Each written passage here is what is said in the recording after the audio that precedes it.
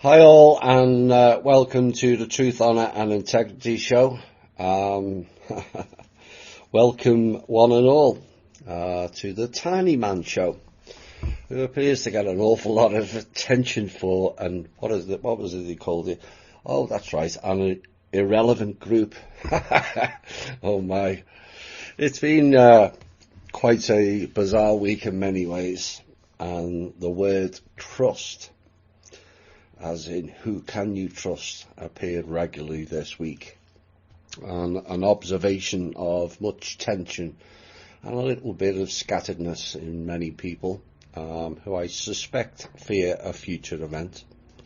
We all know something's coming, we're just not sure which. And I think many things said in the shows of the past are now coming into view for those that see.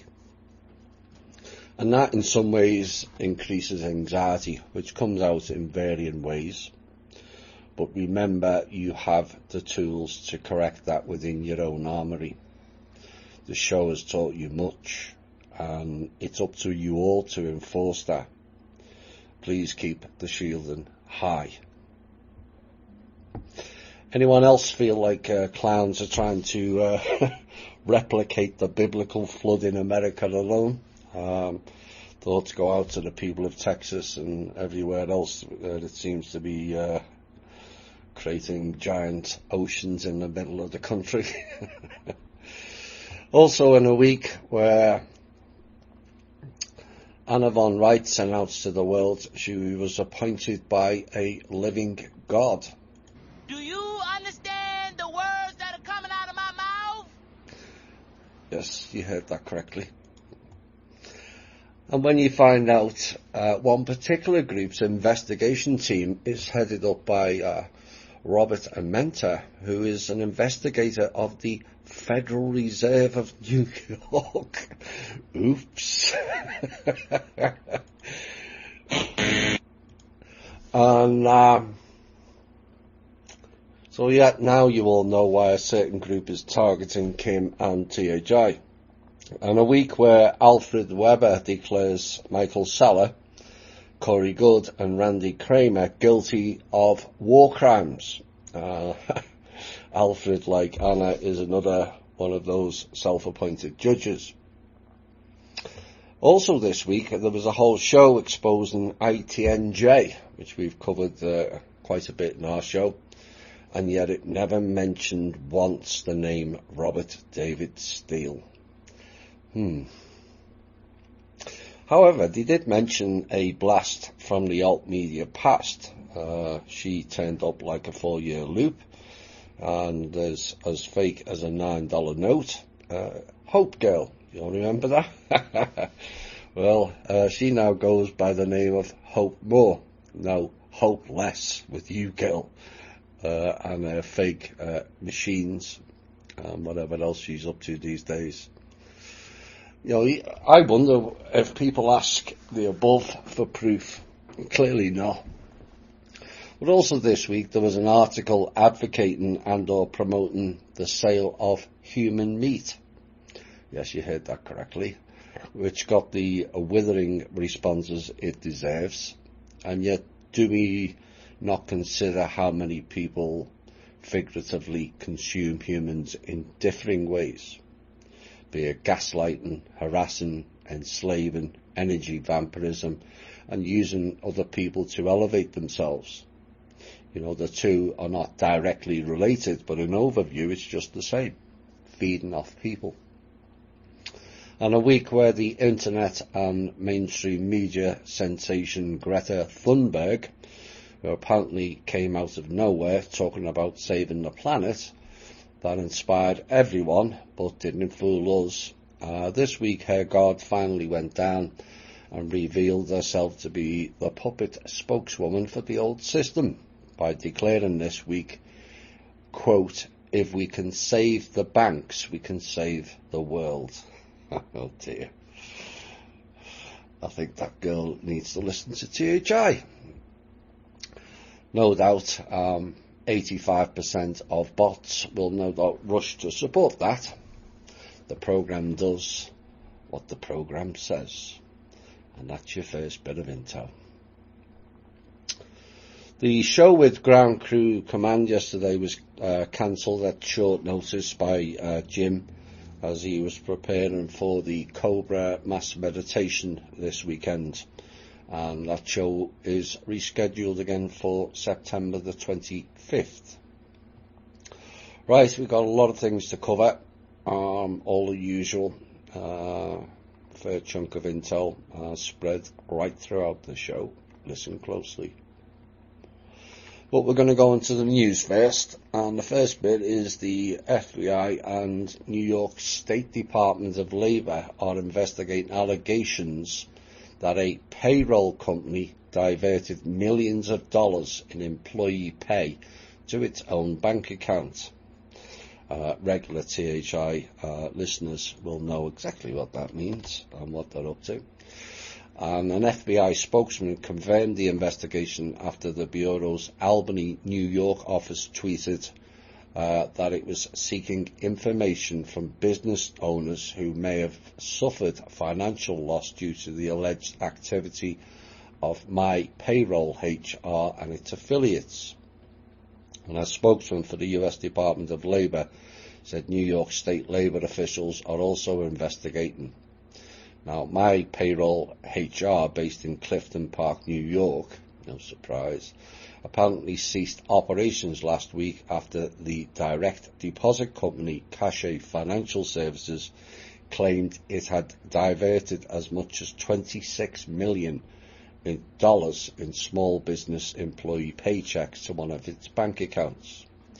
Cachet handles direct deposit transactions for numerous payroll firms, and last week My Payroll HR said in a message to clients posted by the website Krebson Security, I'll have to look them up, probably linked to Citadel, that we are no longer able to process any further payroll transactions. In some cases, small business employees did not receive their regular direct deposit paychecks at the end of August, and their normal pay was withdrawn from their accounts twice. Again, listeners to this show will no doubt remember that I warned of that. And about 4,000 businesses that used My Payroll HR were affected by the situation. Perhaps if that doesn't make things clear, bits later on will make it even more clearer.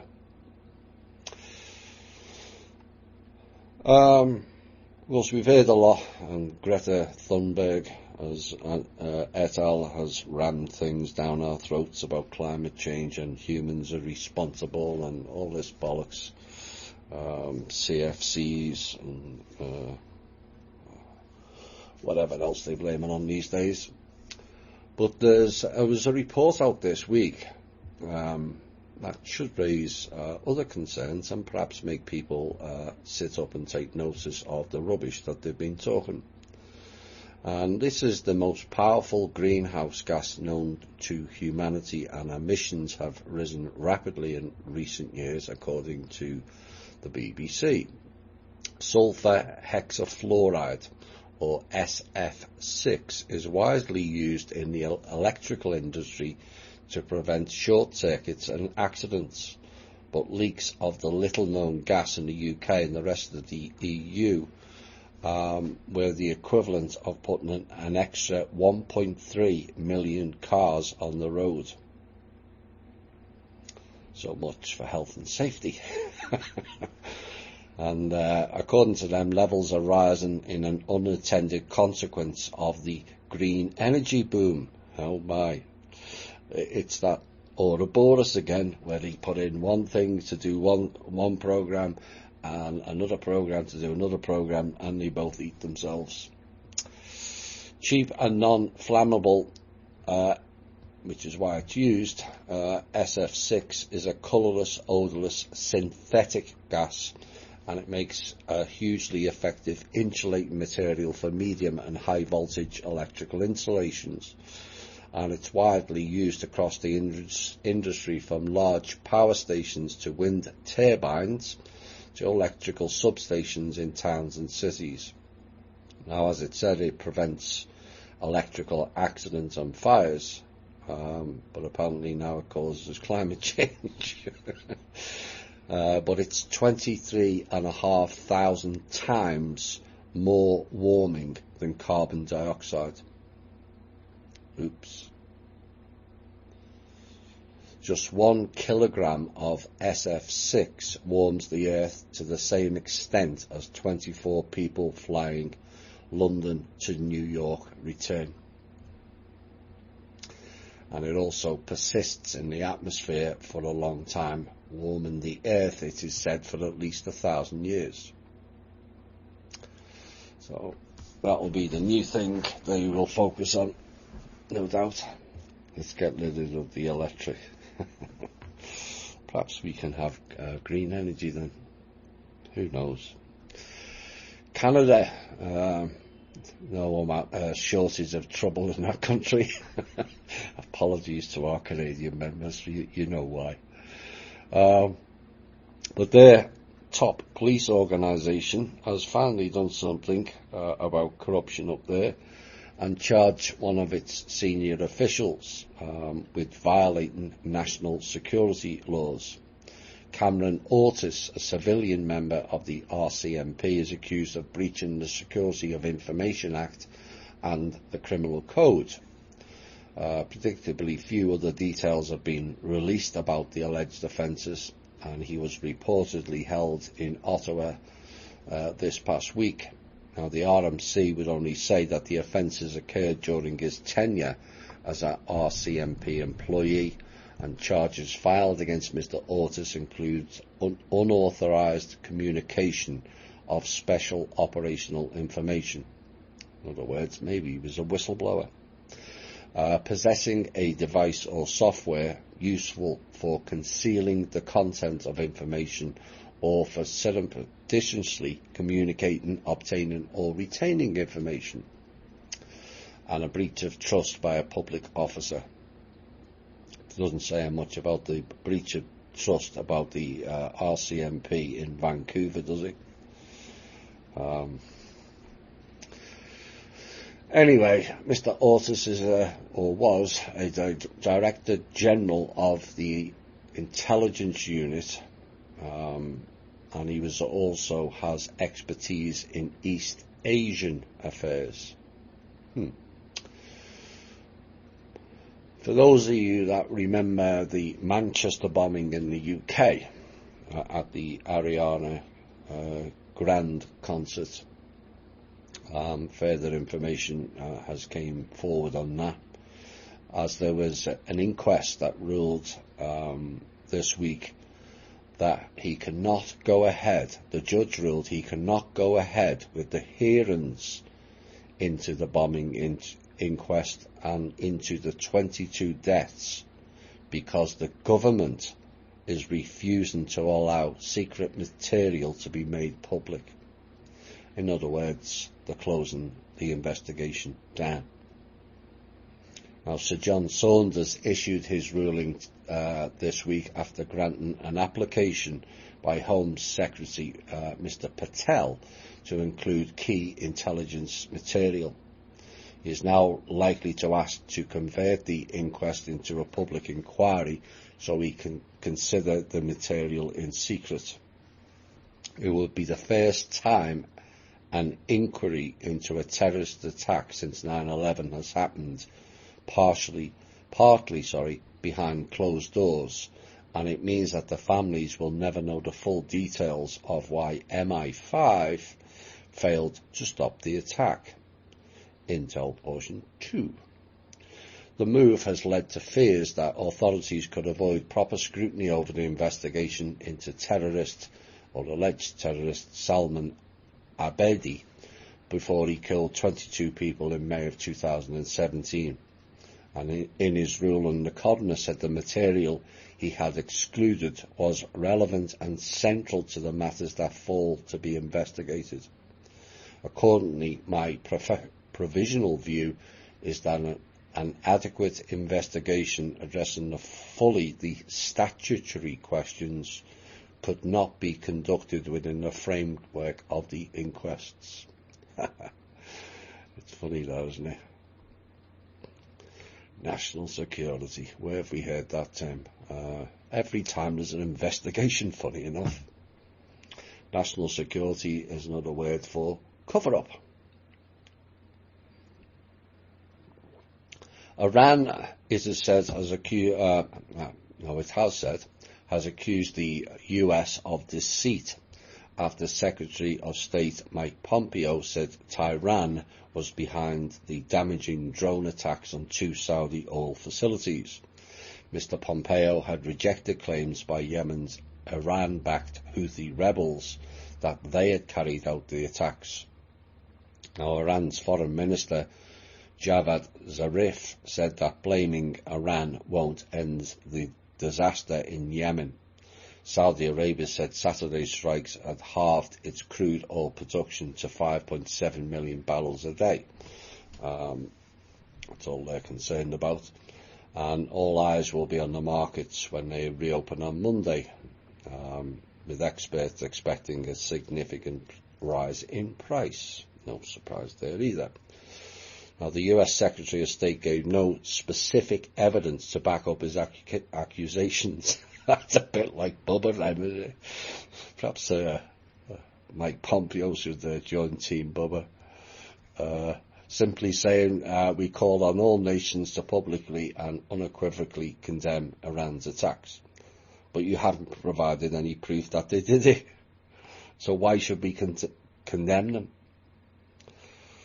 And he also went on and said the US would work with its allies, didn't realise we had any, to ensure Iran is held accountable for its aggression. Or perhaps we just have one. You'll know which by now. This was pulled from an article by Tyler Durden in Zero Hedge. He writes some really good stuff on the financials and what's going on. And essentially it was being confirmed by the DOJ this week.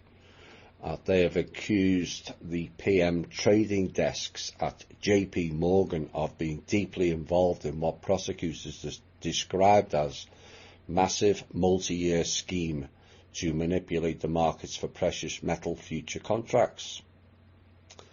No surprise there. And also to defraud market participants. In an indictment unsealed on Monday, the DOJ charged Michael Nowak, a JP Morgan veteran and former head of its precious metals trading desk, and also Greg Smith, another trader on JPM's metals desk, in the probe. Blythe Masters was somehow omitted, according to Tyler, based on the fact that it was conducted, that it was widespread on the desk. It was engaged in thousands of episodes over an 8-year period. I think it goes back much further than that, but you never know. That it's precisely the kind of conduct that the RICO statute is meant to punish, according to Assistant Attorney General Brian Benczkowski. I don't know, I've come out with these names. What happened to Williams and Smith and Jones? Here's where it gets extra interesting. According to Bloomberg, the unusually aggressive language embraced by prosecutors reminds legal experts of indictments utilising the RICO Act, a law allowing prosecutors to take down criminal enterprises like the mafia by charging all members of the organisation for any crimes committed by an individual on behalf of the organisation. Interesting terminology. Prosecutors charged the head of JP Morgan's global metals trading operation and 2 other traders with conspiracy to conduct the affairs of an enterprise involved in interstate or foreign commerce through a pattern of racketeering activity. And that language, according to Tyler, is typical of a RICO charge. It also hints at the possibility of a deeper prosecution for JP Morgan. Already 12 people have been charged in a precious metals market rigging conspiracy. Yes, we know for a fact that JP Morgan rigs all metal markets. It always has done. State prosecutors in Manhattan, New York again, has subpoenaed Mr. Trump's accounting firm to demand 8 years of his personal and corporate tax returns, according to several people with knowledge of the matter.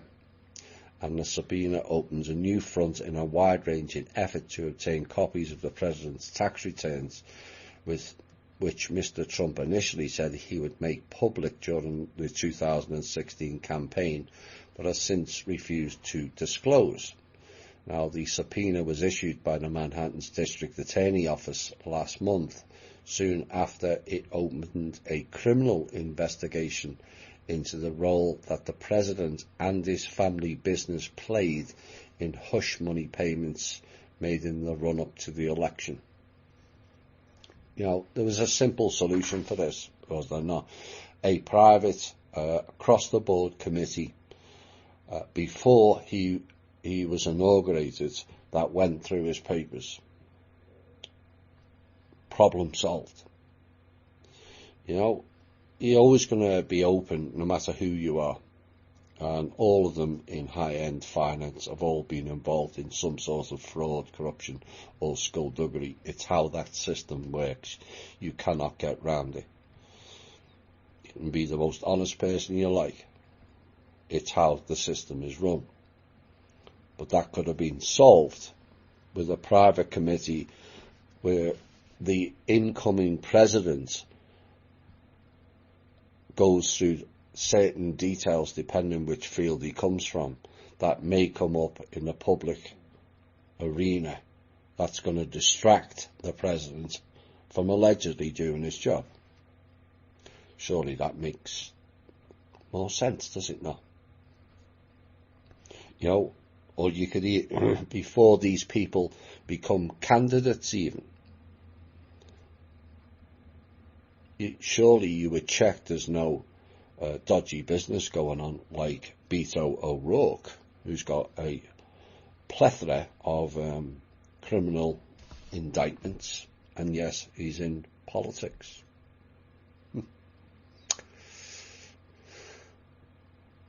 China, of course, we have warned about this in the sub-intel. Economic slowdown keeps getting worse, according to reports that could give the country's incentive to repair its trading relationship with the United States and take more steps to stimulate its economy. Now, the country released data on Monday that showed industrial production, which is an important indicator for China's economy, increased by just 4.4% in August compared with a year earlier. And that's the worst. That's worse than the sector's performance in July, when it grew by 4.8%. And it's actually the weakest growth in 17 years. Now, industrial production is important because it measures the output of key businesses in China's manufacturing, mining and the utilities sector.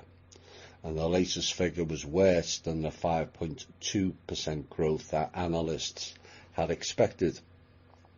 Now, other data released in China was also poor. Retail sales growth slowed to 7.5 in August, and that was down from 7.6 on July. Right, that's enough of the news. We're going to go into some Q&A before we have a music break, I think. Yeah. Let's see what we've got here. Who has control over chemtrails and 5G rollout? Chemtrails is military, rogue elements, certainly being ran by rogue elements.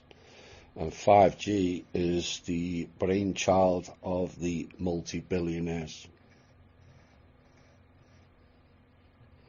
And it's not a millionaire's game, and it's not a government's game. It's multi-billionaire. Everything you need to know about 5G was in Clowns in Panic. Forget frequencies and all that nonsense. I've showed that to be pure folly. I'm not saying by any stretch of the imagination it's great. It's not. Well, it's not. We're all going to die either. The chemtrails have reduced drastically.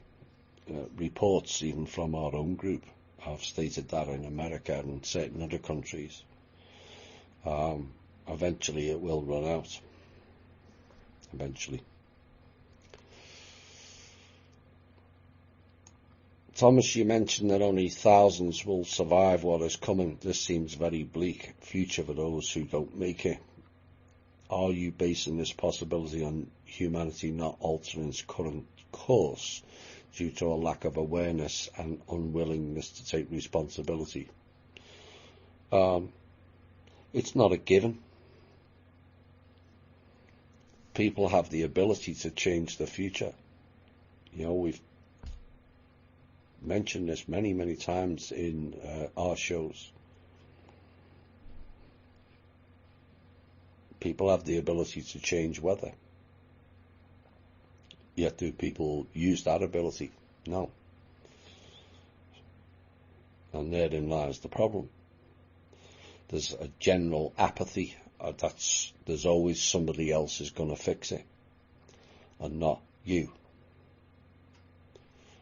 And that is why the figures are not that high.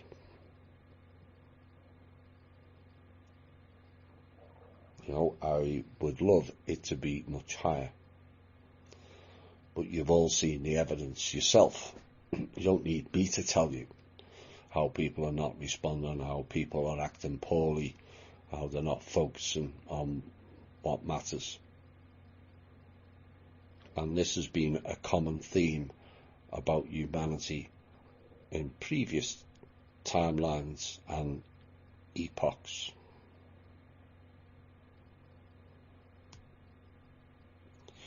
But, like I said, it's not a given. People have an opportunity to turn that round.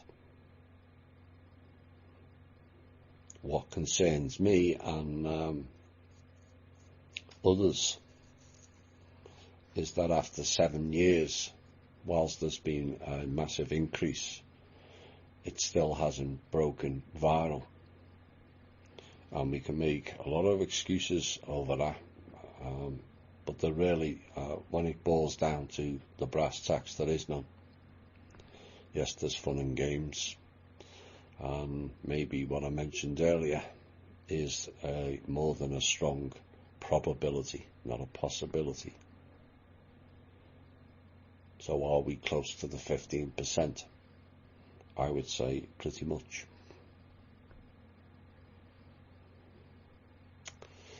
Are we headed into a much more dangerous time due to the looming global financial reset? There is no financial reset. That's GCR. That's a load of nonsense. There could be a change in how finance is operated, where it's asset-based rather than debt-based, providing certain people do their job, but we wait.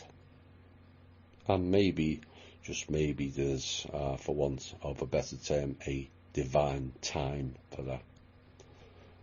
I don't think that time is too long away. The true battle between good and evil hitting the mainstream consciousness, it already has. They've ignored it. They ignore lots of things. How long before these clowns are totally bankrupt, so they can stop paying their minions to harm humans all over the planet? Well, you've seen the evidence of it, or you should have done. Assume we can expect for everything to crash: banks, grocery stores, electrical grids. It's no guarantee. There's no guarantee on that.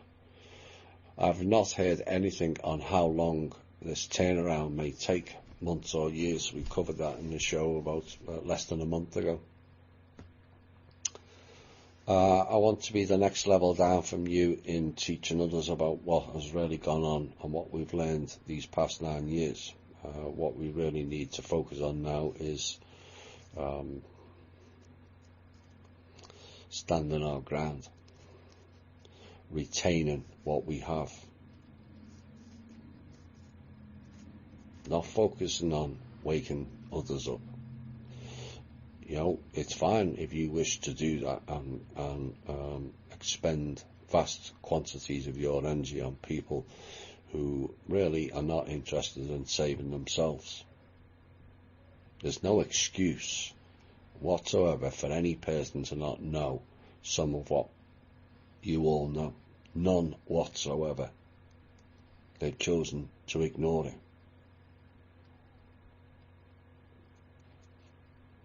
This seems more daunting than trying to survive the collapse itself. It could be. How to wake the asleep. At this point, I don't believe you can. That's my opinion, and everyone's free to disagree with it. But if you look at the evidence, like I always say, in overview, remember the piece about the events. 31 to 33 events that have already happened, and where is the shift? Are we seeing vast quantities of people suddenly caring about the planet, or caring about other people, or caring about animals? No, it's not changed. It's changed within the alt media community, but not outside. Do you and Kim have thoughts on how to go about this? Why do me and Kim always have to provide answers? This is what this show is all about, is you coming to your own conclusions of what you can do, whatever that may be. Not taking mine or Kim's time up, saying, how would you do this? This is what the THI state groups are all about, is people being responsible for themselves and their state. Not me. I thought it would be best to show them around the control structure document. We will get round to that one day, but all I can say is things are rather dicey out there at the moment to be focusing on show stuff. Have you any thoughts on how this will go down and come back up? Yeah, I've covered that in several shows. Will the military be on our side during this turnaround? Currently, no. We've had black helicopters flying above our house for a few years now, but we are also in the regular flight pattern. I do believe you stated that martial law failed to date. Trying to gather my peace of mind with what is to come and how can I best help those around me make it through. Well, like I said, all of those things I've covered in several shows, even in the past month. So perhaps it got missed. I know the shows are fairly long, but if you're going to want to understand what's going on around the world, then you should take more notes. And you've also got the Patreon. You know, sometimes it's a lot to listen to through 3 hours of it, but the Patreon has the transcripts that takes out all the Q&A, that takes out all the news bits and some of the bits about clowns and alt media, and it has the sub-intel, the intel and the op-ed pieces. They're all there. It's been there for the past 2 years, 2.5 years, I think. So that would help also. I was thinking that the common bond that already exists in America is the founding documents. We already have a foundation and structure. It seems we have a foundation that most Americans are familiar with in some way. They may be familiar with the documents, but the majority are not familiar that it's all fake. You know, those founding fathers were all British establishment. Do you think they're going to write something for the benefit of American people? No. They were all British Freemasons and involved in all kinds of other types of fraternal orders, shall we say. Hellfire Caves, long before Bohemian Grove. There's more than a few American presidents who are involved in that. So we need new documents written for and by the people, not for and by the system, be it the British Crown system or anybody else. That's the reality. The Constitution needs to be, the original organic Constitution needs to be brought back and also updated. What may have applied in 1871, which is the last time it was in operation, may not apply now in some circumstances.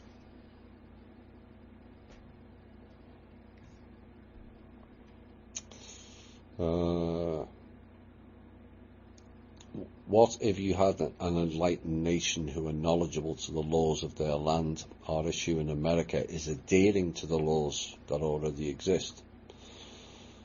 Well, there's a difference between legal and law. We're operating under legal and pirates, maritime law, pirates of the sea. You know, there was a document posted that no one can own any land. Well, that is actually correct, because we're not knowledgeable on much. Too many people anyway. So there's a lot of the founding documents, the law documents, the organic constitution needs to be brought back, looked at and updated for and by the people, not for and by clowns or British Crown, in my opinion. I agree it's very important that we keep in mind there could be massive loss of jobs due to any monetary reset. It depends which one. If it goes ahead with the Bitcoin Libra, the job losses will be overwhelming. You're talking tens, if not hundreds of millions.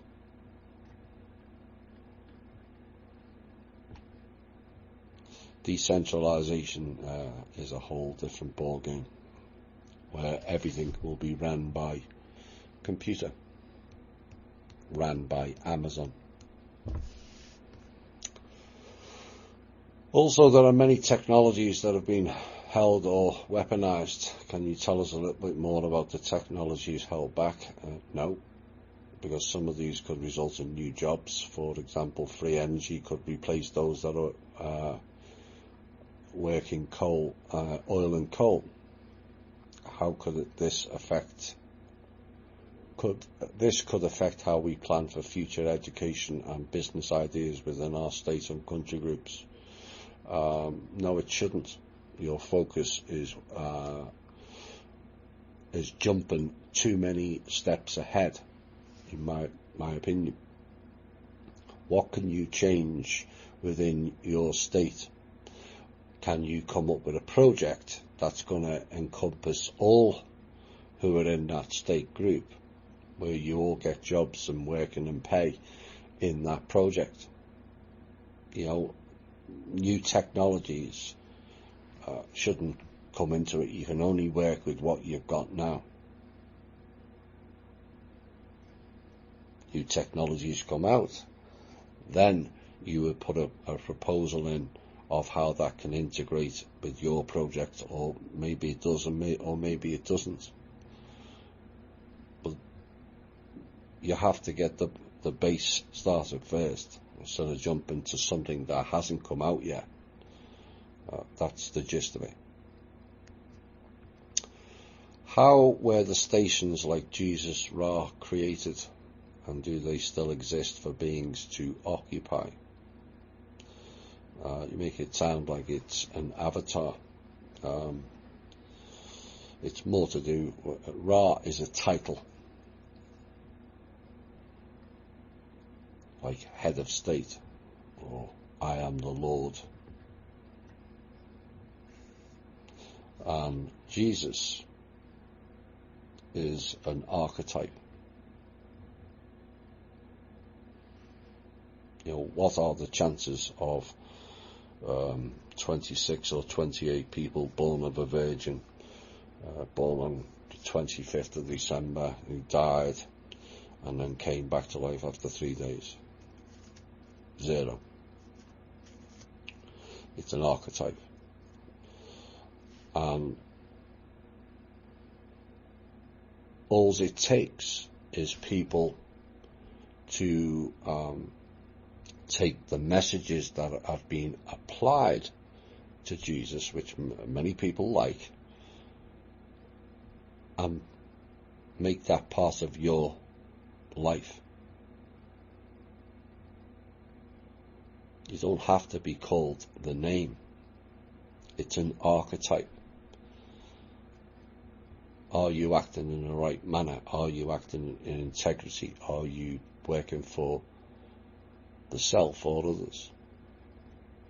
What would Jesus do? What did he do? If you're going to use Jesus as an example. As for Ra, we don't need any more Ra's.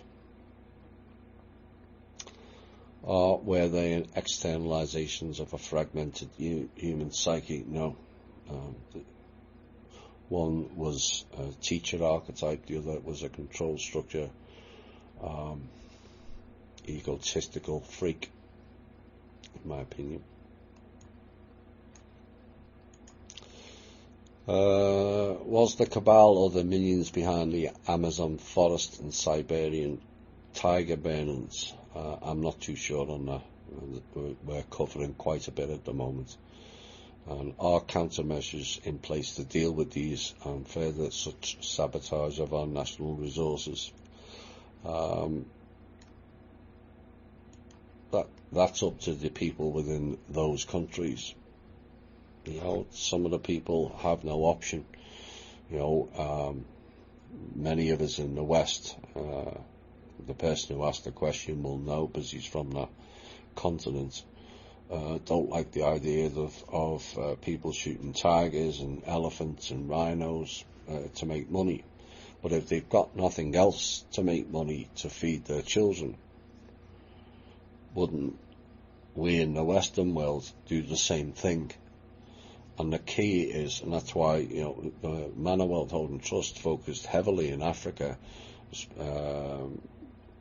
Kim was dealing with Liberia, Zambia, and a whole heap of other countries about getting funds into Africa where they can create businesses that are going to make money for the people rather than shooting the tigers and shooting the elephants, etc., etc. And it's the same in the Amazon forest.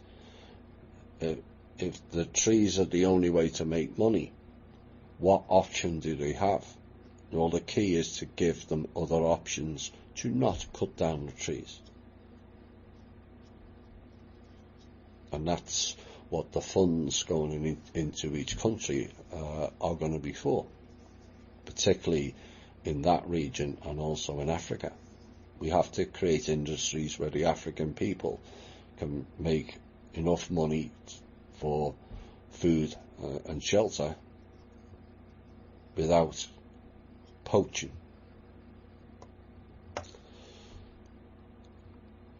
What is the possibility of using government allocated funds to go directly to local municipalities, towns, versus just federal or states? Well, the THI groups can actually apply for funding government allocated grants, as I understand it. I don't understand it too well, but somebody had mentioned it to me. For various exercises. At the moment, all those government allocated funds are going to the likes of the Sacklers and all kinds of other rogue people who have got more than enough money. You know, Jewish museums. We've mentioned more than a few. And, you know, Clinton foundations are not doing anything for anyone. Or Red Cross. You know, maybe it's something we should look into. If we can get maybe one or two groups at a later date, maybe if a certain time goes past, where we use the People's Club to then get grants on behalf of some of the states, and we can fund some of the projects that way. But there's certain timelines to go through first.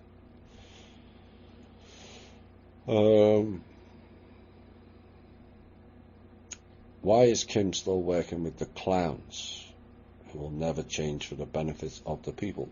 Because she's obligated to do so as the trustee. You know, Kim's not there to pick and choose who the trust does business with. Does she like speaking to clowns? No, nobody would.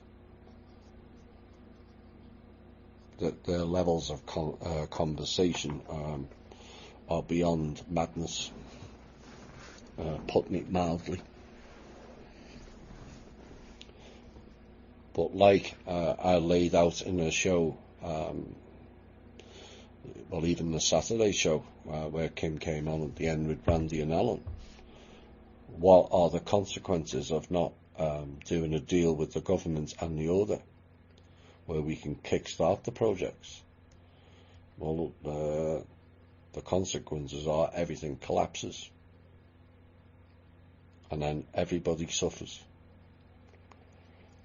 You know, it's easy to make opinions and suggestions, but you're not in that hot seat where you would feel responsible for the deaths of millions of people.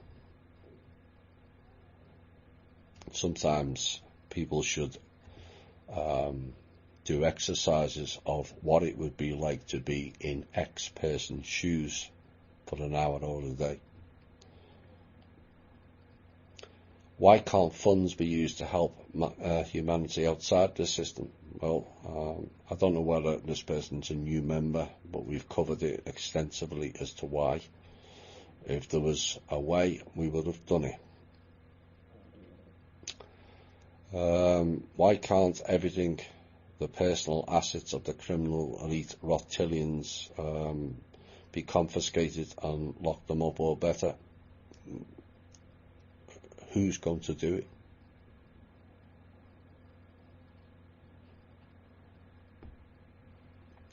You know, again, I'm not being funny here, but who is going to do that task? The US military? And I say US for a reason. US is not American. Are they going to do it? Is Putin's army going to do it? No. Original's not even alive. Oops.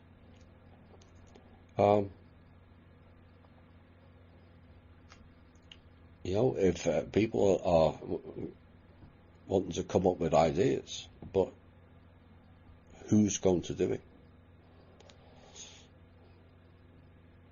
We've put out or given Mr. Trump more than any other president combined, and yet not one of those proposals has been delivered.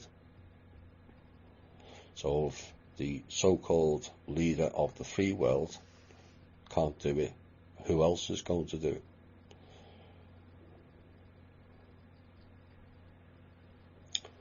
With all of Kim's knowledge, is it not possible to create the system that benefits humanity? She already has, and the team with her. We've already done it. Because asking the members to come up with a plan will never work. Really.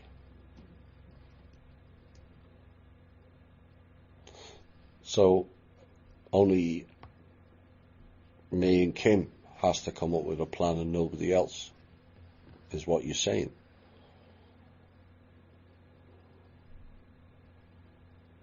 And then when Kim comes up with a plan, or I come up with a plan, or we come up with a plan, people cry, where's our input into it? We've had it from all angles. What makes Kim, in your eyes, the only person to come up with a plan? Essentially what you're saying is everyone bar Kim is incapable of coming up with a plan.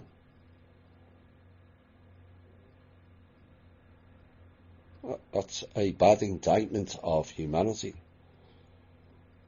And yes, there are a few making plans, including the cabal. They haven't got a plan either. You can't keep asking one or two people to do this, that and the other. That's what the state groups are for people to have their say, for people to come up with their plans and ideas. Otherwise, it looks like a dictatorship, does it not? With only one or two people. And where's Kim going to get the time to come up with the plan for 7.5 billion people, plus 39 other entities, as well as fixing the bank? Not talking to the clowns and issuing funds to help humanity outside the system, as well as removing all the Rothschilds. Think that's fair? I don't.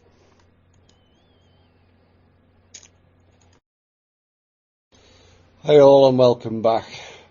That last question, people really need to think before they ask questions of that ilk. I've mentioned it many times. Kim's working 17, 18, 19 hours per day, 7 days a week, and yet we ask people, telling her to do this, that and the other on top of it, come up with plans. It's not being fair. It's just not. This came in from one of the members, which was not fully confirmed, but partially confirmed. We didn't have time, given all that is going on currently. But the IMF, which we've mentioned several times, who blocked the Liberia funds, thugs, closed all banks in Belize in this past week. Just shut them down. And the military came in with guns and escorted all employees out of the bank after they did interviews and were fingerprinted. And they were told that the bank took the money from all the account holders, and any account holder had to have a minimum of $2,000 in their account. Now, she lost her money, as well as some of her friends lost the money. That included 5-figure sums. And the question was asked, is this how the deep state is going to keep going across the world? In some aspects, yes. Don't think the payroll, my payroll, HR diverting funds into other accounts is a one-off. It's not. So that came from first hand from an employee in a bank in Belize in the past week. Once it starts in one place, it will increase. Reports also in the UK of Lloyds banks and its customers having difficulty gaining access to their accounts. Really, you shouldn't be banking with Lloyds anyway. They're one of the ones that have been mentioned regularly in the shows. Why are you still with these banks? Why are you banking with Wells Fargo, Citibank, Bank of America, HSBC? If you're banking with any of them, Barclays, you're leaving yourself wide open for it to be stolen. Oh, they can't do that. They can. They have, and they will. Here's another story about banks. One of the members mentioned his friend going to SunTrust Bank and asking for $18,000 cash to buy a car, only to be told he had to wait 10 days, which is 2 weeks.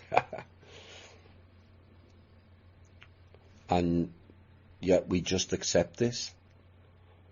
This is part of the problem. There are two solutions to that problem that person should have done. One, call the police. Anywhere else, someone holding on to your money and not giving it back is called theft. That's the top and bottom line of it. So why do we treat the same issues differently? And two, ask for the manager to come to the desk, write out a cheque, show the manager and say, here is a cheque for X amount. I want you to deposit it in my account now, but I will return and give you the cheque in 10 days' time, and see what the difference is. Works both ways, should it not? Well, clearly it doesn't, because we allow it is why. The person should have said, I want my money now, or I call the police and file charges of theft. Not 10 days. You know, they won't.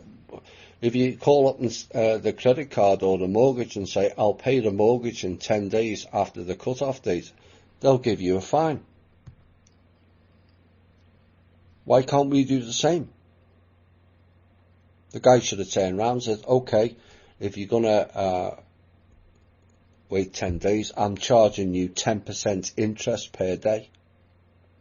So you either give it me now, or I'm going to charge you 10% interest for withholding my money.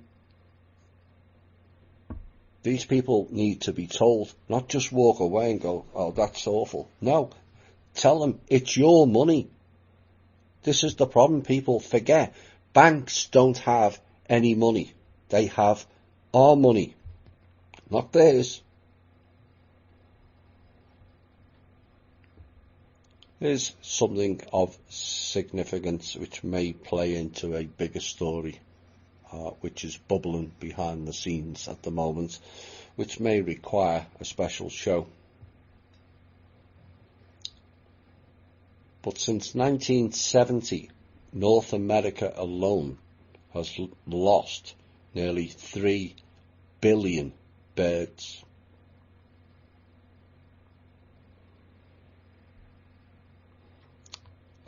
This was according to a study which also found significant population declines amongst hundreds of bird species, including those once considered plentiful. Overall, bird populations in the United States and Canada have declined by 29% in the past 50 years.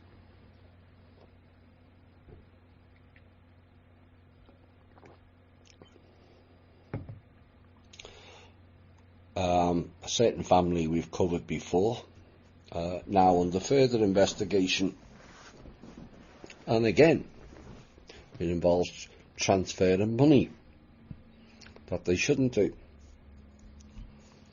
And the New York Attorney General's office on Friday said it had tracked about $1 billion in wire transfers by the Sackler family, including through Swiss bank accounts. No surprise there, you know where that's going to.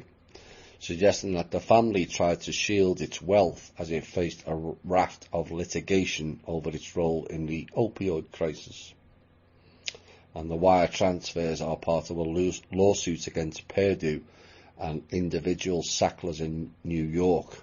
Letitia James, now the state attorneys general, had issued subpoenas last month to 33 financial institutions and investment advisors with ties to the Sacklers in an effort to trace the full measure of the family's wealth. Now, Forbes has estimated the family fortune is worth $13 billion, which is a figure not disputed by the family, but many state attorney generals believe that the family has far more hidden away as a safeguard against a cascade of litigation. Also in sub-intel is something we've covered more than a few times and is now being confirmed. Please take note. James Clapper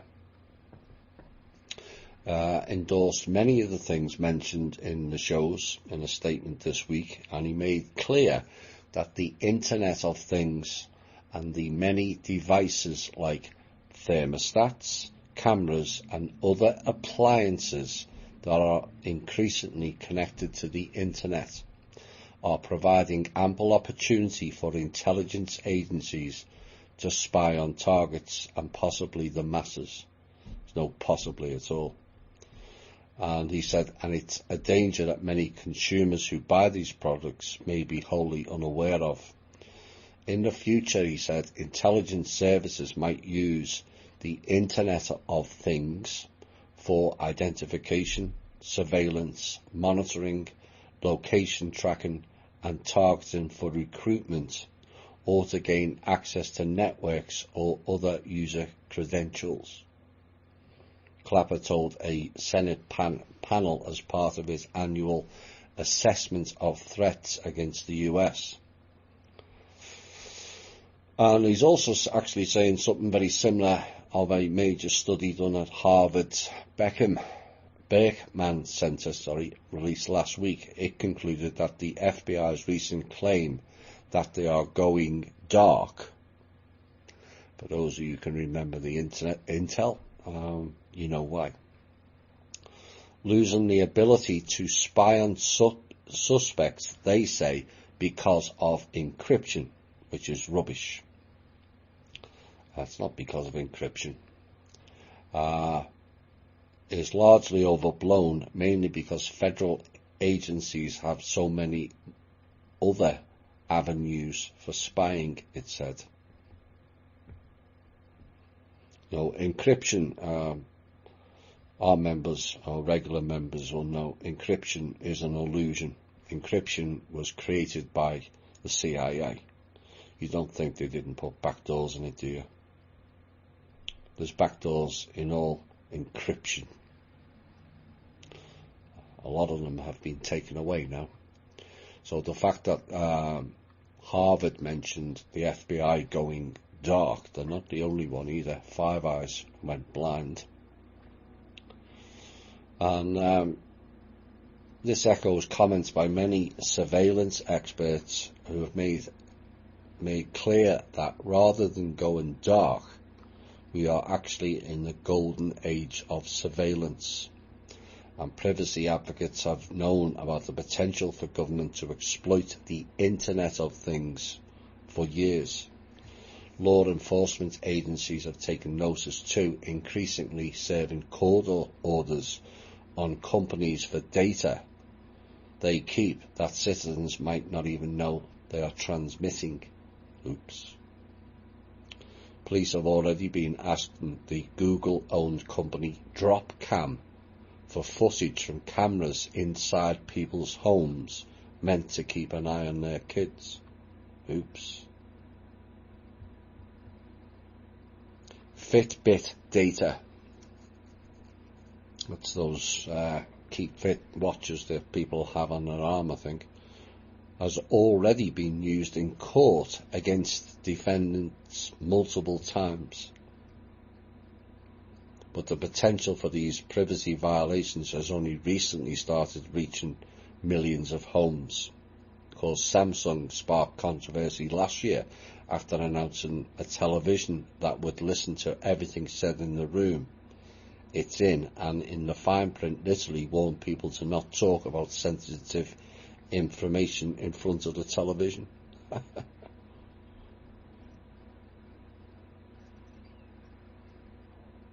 I hope people are taking note. All these home securities, fridges, intelligent fridges, and all the other nonsense, Alexa, anyone who's awake with an Alexa is really not that awake. As Robert David Steele said, in a coded way, about open source, quote, public intelligence, he called it. Do you understand that terminology better now?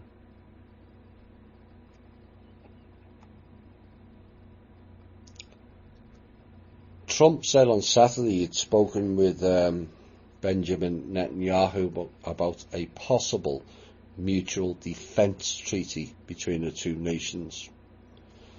Quite why there wasn't an outrage over that is beyond me. On a move that could bolster the Israeli Prime Minister's re-election bid days before voters go to the polls. Well, we all know what's happened since. Mr. Netanyahu's losing. I'll have more on that later. But Trump said he had a call on Saturday, I think, between Netanyahu to discuss the possibility of moving forward with a mutual defence treaty that would further anchor the tremendous alliance between our two countries. I don't think, no, best not. And he added that he looked forward to continuing discussions later this month on the sidelines of the United Nations General Assembly in New York, which Mr. Netanyahu's not attending. And Trump's tweet appeared aimed at buttering up Mr. Netanyahu's efforts to remain in power by showcasing his close ties to the White House. When this article was put in, opinion polls predict a close race. Well, Mr. Netanyahu is actually losing. But some Israeli officials have promoted the idea of building on Netanyahu's strong ties to the Trump administration by forging a new defence treaty with the US, focused especially on guarantees of assistance in any conflict with Iran. So you know what would happen there. They would attack Iran and then we would have to go to war with Iran. That's what they're doing.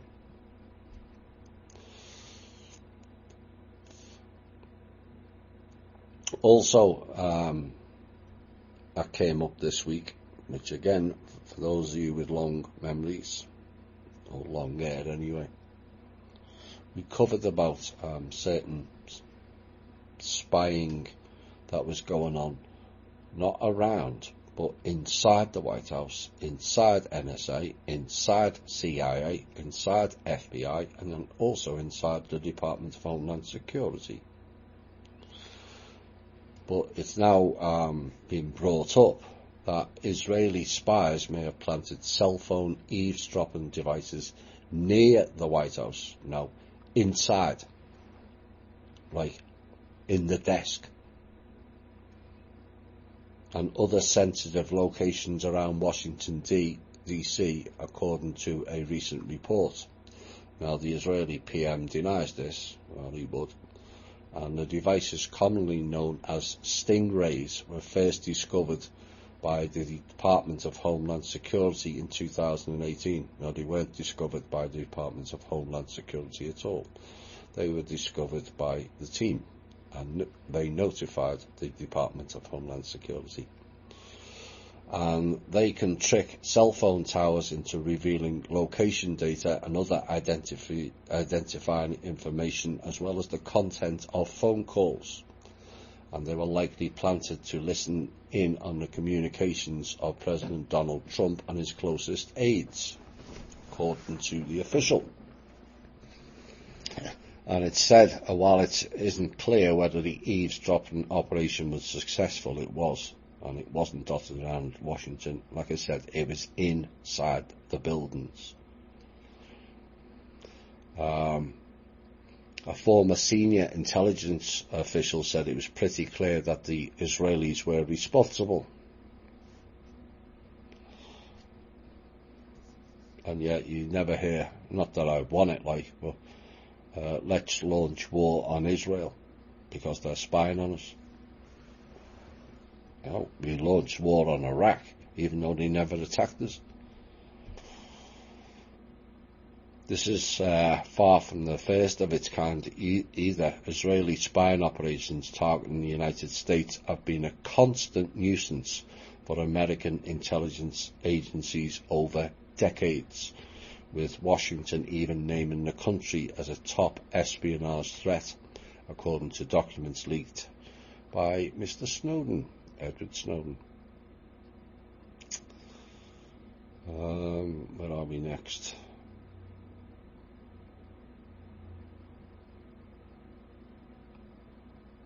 I'll skip that one. The ozone hole over Antarctica this year is one of the smallest seen in 3 decades, according to scientists.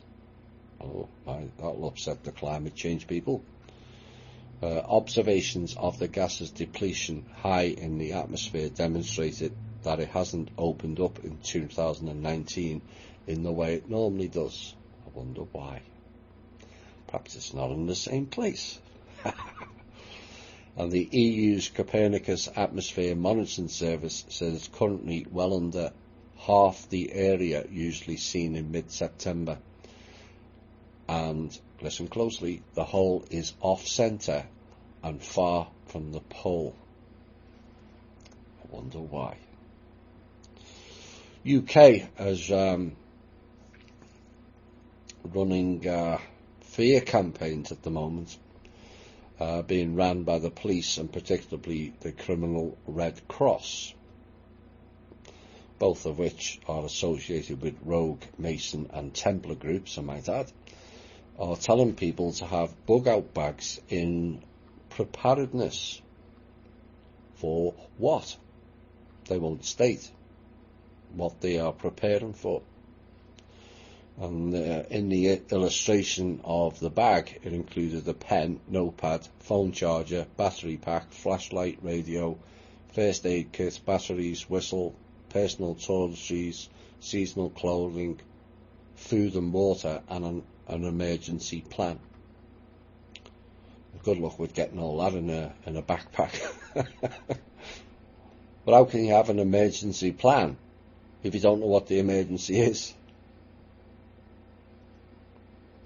Perhaps they should be tell the truth.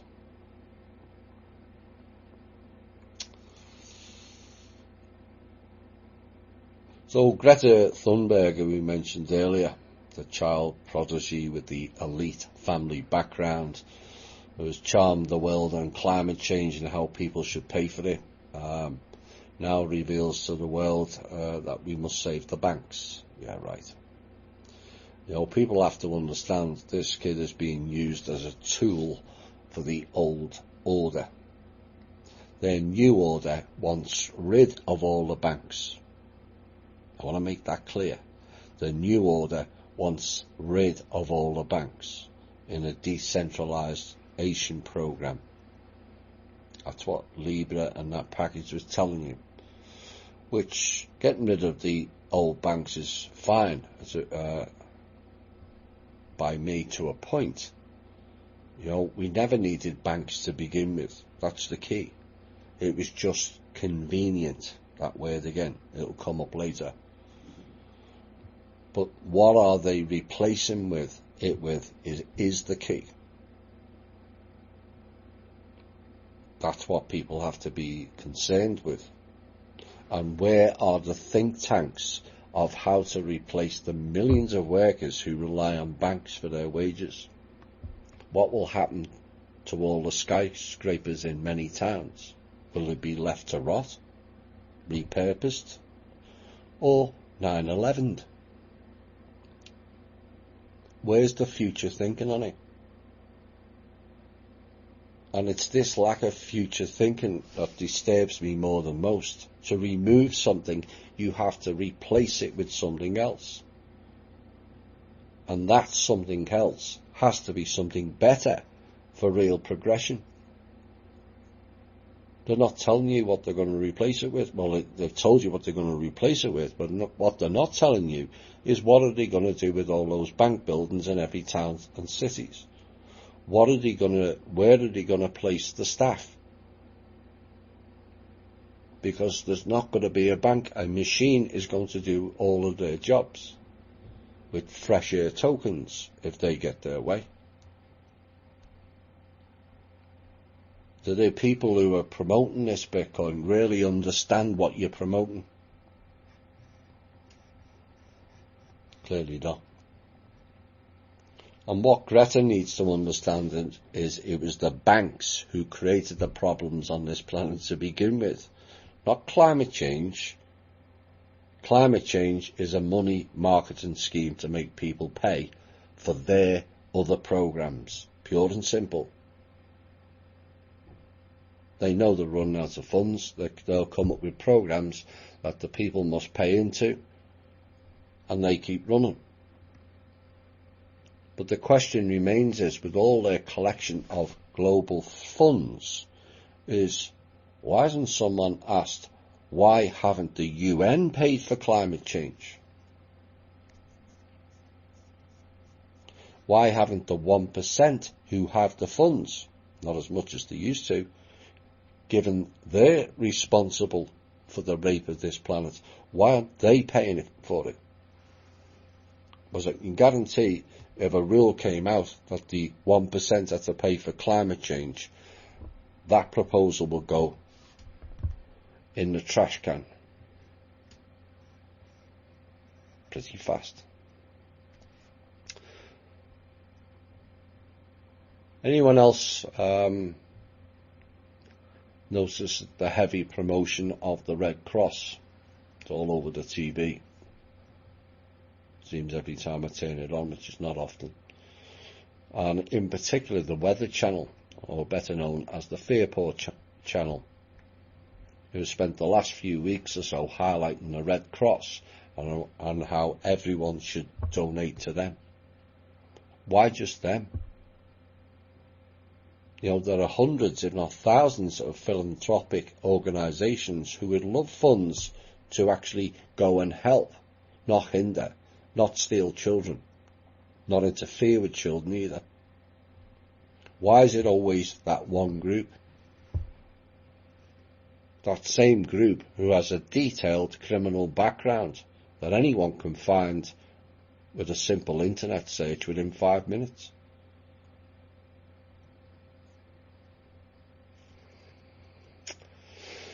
Intel.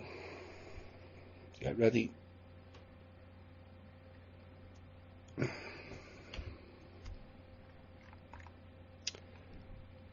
What should concern members of the alt media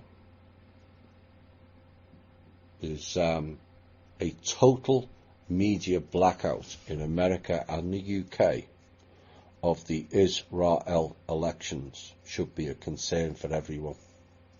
It does not augur too well. And I suspect something major is about to go down there. Netanyahu's losing, or lost. That hampers certain other programs that may or may not involve Mr. Trump. Time will tell. But don't be surprised if it's Mr. Gantz, I think his name is not deleted in the near future in some accident.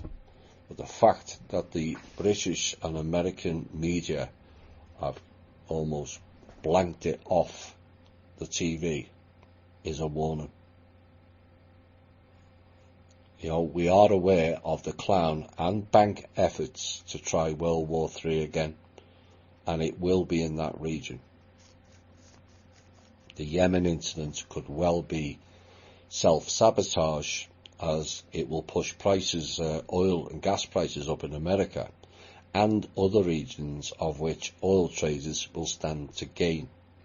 I'll have more on that shortly. Banking issues raised their heads again. It was already in part of the news, with the Fed adding $53 billion in cash on Tuesday and another $75 billion on Wednesday. Why? Well, it was stated in the article posted. No liquidity. Wonder where we heard that. Also stated in that article, the new Treasury debt that just came onto the markets. Remember the intel from 2 or 3 weeks ago? The big debt?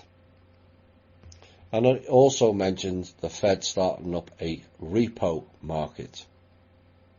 I wonder which show warned of all that as well. Weeks and months ago. Don't believe me? Go and check the intel portion on the transcripts on my Patreon. It's all there. You know, people sometimes struggle with remembering certain portions of the show. It's on the Patreon. So if you want to go there, it's patreon.com/Tommy W. And for a small donation each month, you can see them all. So, but the article that I posted backs up not the fact that I was right, but the information we delivered was correct. That is the important thing. Now, the Fed also cut the borrowing rate by 0.25%, which predictably Mr. Trump criticised via tweets. And yet he's been sitting on a lasting solution now to end the Fed, which was given to him by the Manor Weldhoden Trust for nearly 2 years now, that will solve all of our money problems.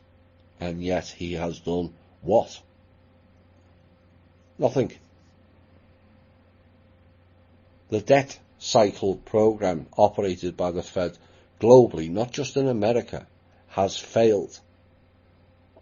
It's failed.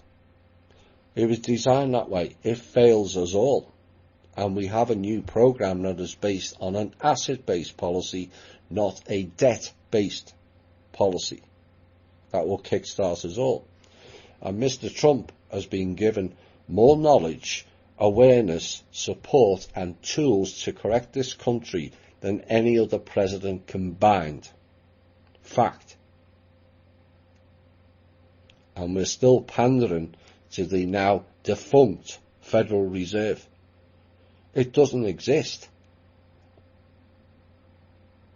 We're still pandering to clowns in the fake treasury. Yes, you, Mr. Mnuchin. Still pandering to Israel.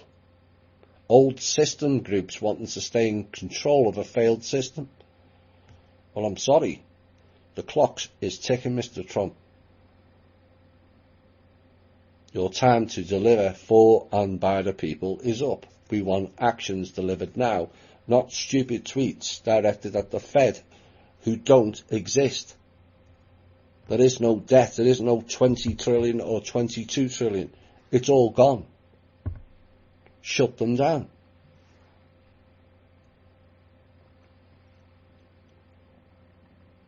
As a caveat to that, of the 53 billion in cash sent on Tuesday and the 75 billion cash on Wednesday, there is no physical, digital or electronic evidence that the Fed transferred $1, never mind 128 billion.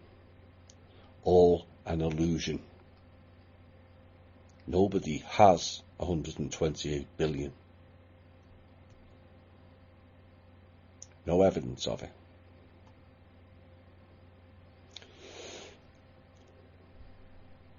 It's been confirmed now that the minions of the order, all the private contractors, your Blackwaters, you Langley contractors, etc., etc., I've been informed there will be no contracts at all this year.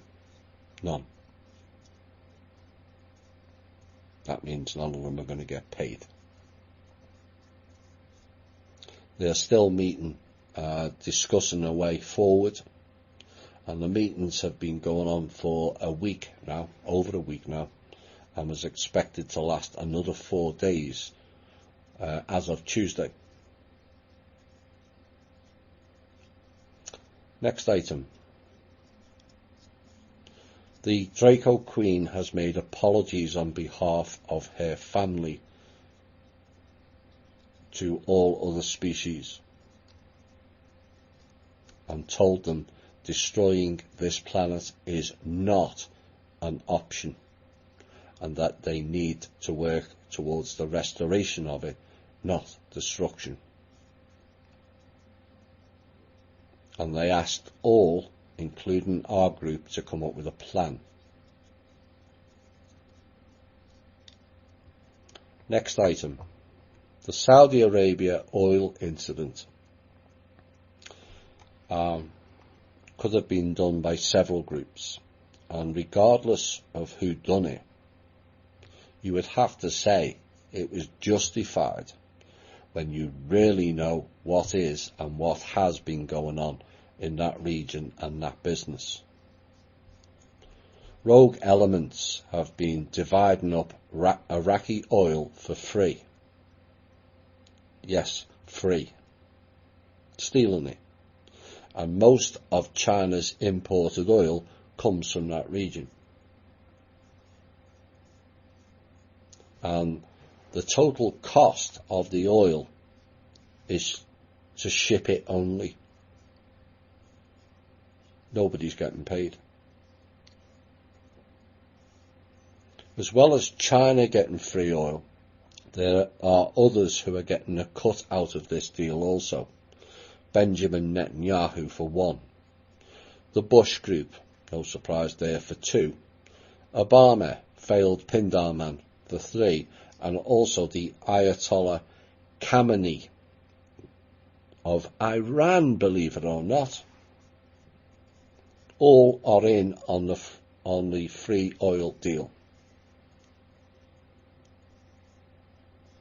Now what happens then is the oil gets extracted to be processed, and that is all done by one company, Aramco, in Saudi Arabia, before being shipped to China mainly and Houston, Texas. So which plant was attacked in Saudi Arabia? Aramco. You getting the picture now? Like I said, regardless of who did it, Iraq, Yemen, some sub-religious group from anywhere in that region, or even Iran, you can't blame them. They are stifling and controlling the whole regional market with what is essentially is a heist. So if you were Iraq, Iran, Yemen, Qatar or any other oil producing or selling nation in that region, and your whole business and trade is being stifled by these highway robber barons, wouldn't you fight back? And also hit them where it hurts? And that's exactly what's been done, regardless of who did it. And this is the whole gist. Listen closely. The whole gist of why the US is imposing sanctions on Iran is so Iran, can't sell their oil. And the above named people keep and sell their stolen loot deal. That's what's going on. And the key to ending all of this is for the world to share out all the resources equally. But to do that, we have to get rid of the minions of the old order controlling all businesses, and particularly in the field of energy. Next item. And this is the last of the intel before a music break.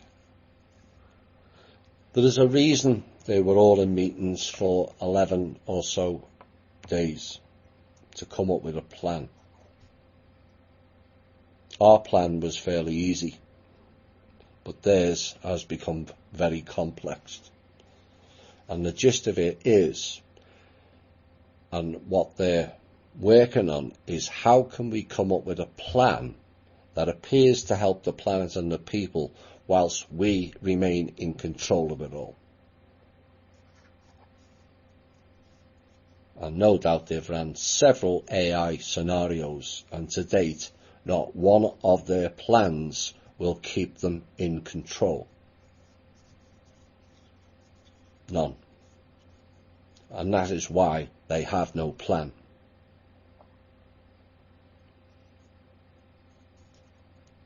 You know, there's been a lot of work done behind the scenes that's blocked off this and blocked off that. This is why I get pissy when people are saying, why hasn't Kim done this, that and the other? You have no idea at the depth of what's been done. None. So they have no plan. Our plan was accepted by 99% on the Galactic Council. And surprisingly, and it is a massive shift if fully confirmed, this portion isn't fully confirmed yet.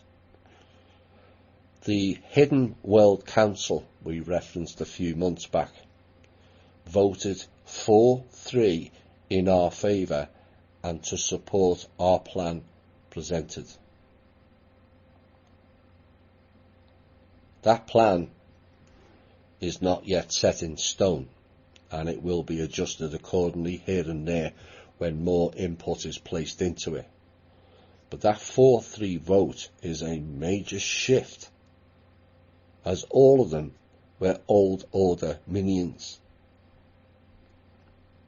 That vote 2 years ago, or even 1 year ago, would have been 0-7. And what it tells you is the work we have done has rendered them, in essence, obsolete.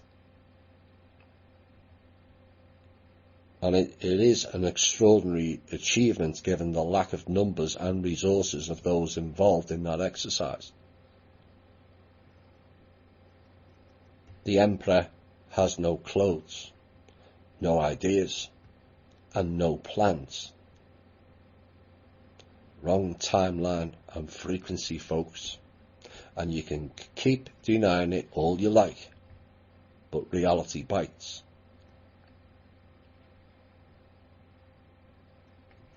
Their only response to this, of how to fix it this week, was take Kim and I out. Message to you doing that.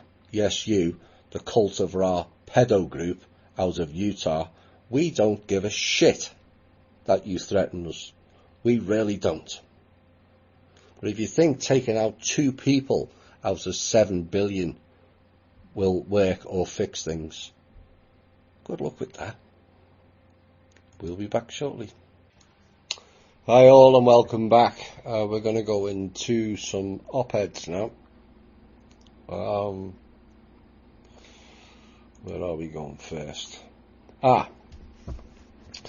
In the piece last week on 9/11, we focused on America and what happened that day and the days since to Americans, but we also tend to overlook and forget what happened to other nations and their people. So we're going to highlight the cost to other nations also arising from that day. The peoples of Iraq lost 1,609,903 people because of that day. The peoples of Afghanistan lost 48,644 people because of that day. And the people of Pakistan, 35,000. Near 1.7 million people lost who have never been near or in America, never mind the Twin Towers. You know, this goes way beyond an eye for an eye. This has wiped out more than the population of 11 of the 50 states in America. And is actually on par with the 38th highest populated state in America, West Virginia. Imagine wiping out every single person in that state. Think about that for a second. You know, we remember our losses, but all people are equal, or should be. Iraq was bombed into oblivion, and for what? Oil? More land grabs for a certain country? You know, did any fake passport have an Iraqi person's name on it? No. And yet the people of America all at the time got behind that war. The people of the UK and Europe also. And this is where we have to be more savvy than we have in the past, because we're going to get tested again. The information that's gone in this show alone will tell you we're going to get tested again. You know, it's proven beyond all doubt now that believing official discourse is not only stupid, but it's also negligent. And everybody has an obligation to check their stories for facts and proof of what they're actually saying. Otherwise, we become complicit. It was convenience, that word again, that led us to believe official stories.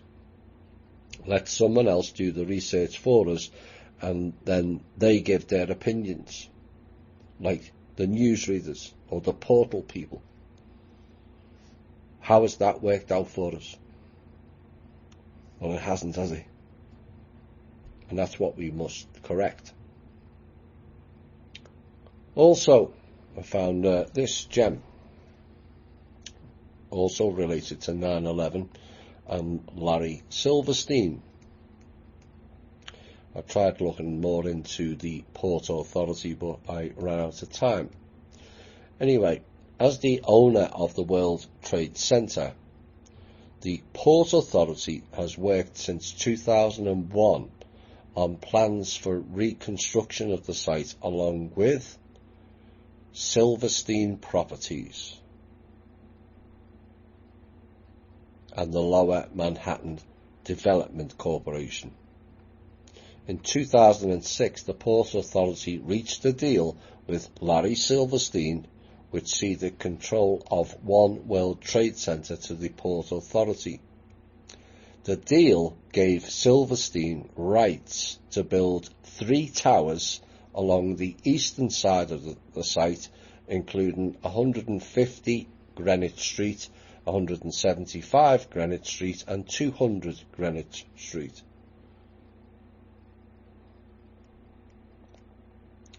Where's the media on this? Also part of the plans was the World Trade Center Transportation Hub, which opened in March 2016 and replaced the temporary PATH station that opened in November 2003. Yeah, isn't that exactly or reminiscent of Let's Bomb Iraq and then fund all their own contractors like Halliburton and Bechtel to rebuild it? And that's what happened with the World Trade Center. Case of create your own work and your own money. Edward Snowden has released a book and describes in detail for the first time his background and what led him to leak details of the secret programs being run by the US National Security Agency, NSA. And also, which he is correct, the UK's Secret Communication Headquarters, GCHQ, which the NSA is a subsidiary of. NSA is not American. It belongs to GCHQ. And he describes the 18 years since the September 11 attacks as a litany of American destruction by the way of American self-destruction, with the promulgation of secret policies, secret laws, secret courts, and secret wars. And he said the greatest danger still lies ahead with the refinement, listen closely, of artificial intelligence capabilities such as facial and pattern recognition. And he's quoted as saying, an AI-equipped surveillance camera would not be a mere recording device, but it could be made into something closer to an automated police officer. Terminator world. And he is concerned the US and other governments aided by the big internet companies are moving towards creating a permanent record of everyone on Earth, recording the whole of their daily lives, quote unquote. I have to say, much of that echoes our shows, does it not?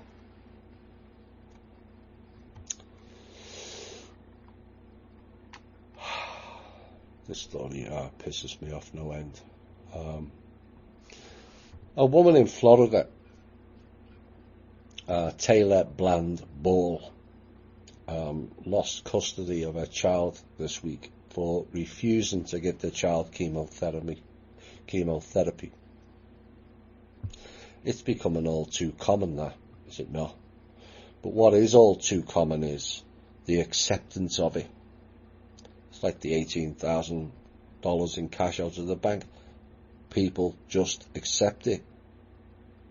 And also the lack of support for it.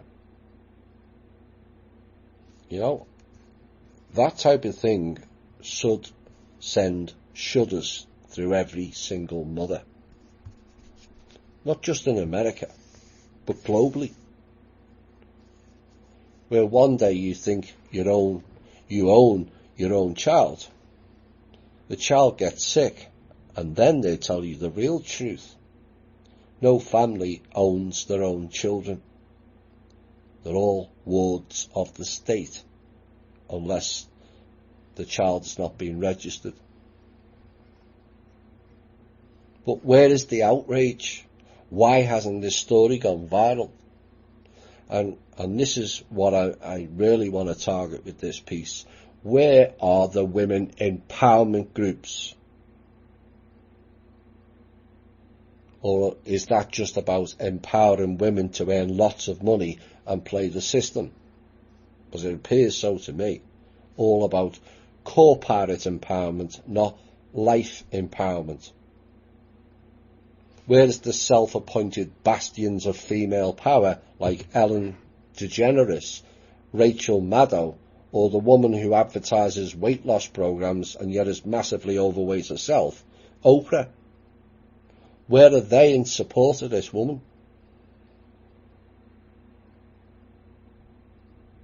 All sit there talking shit in their shows about how the females must all stick together and rise up, and yet a woman has a child stolen off her and crickets.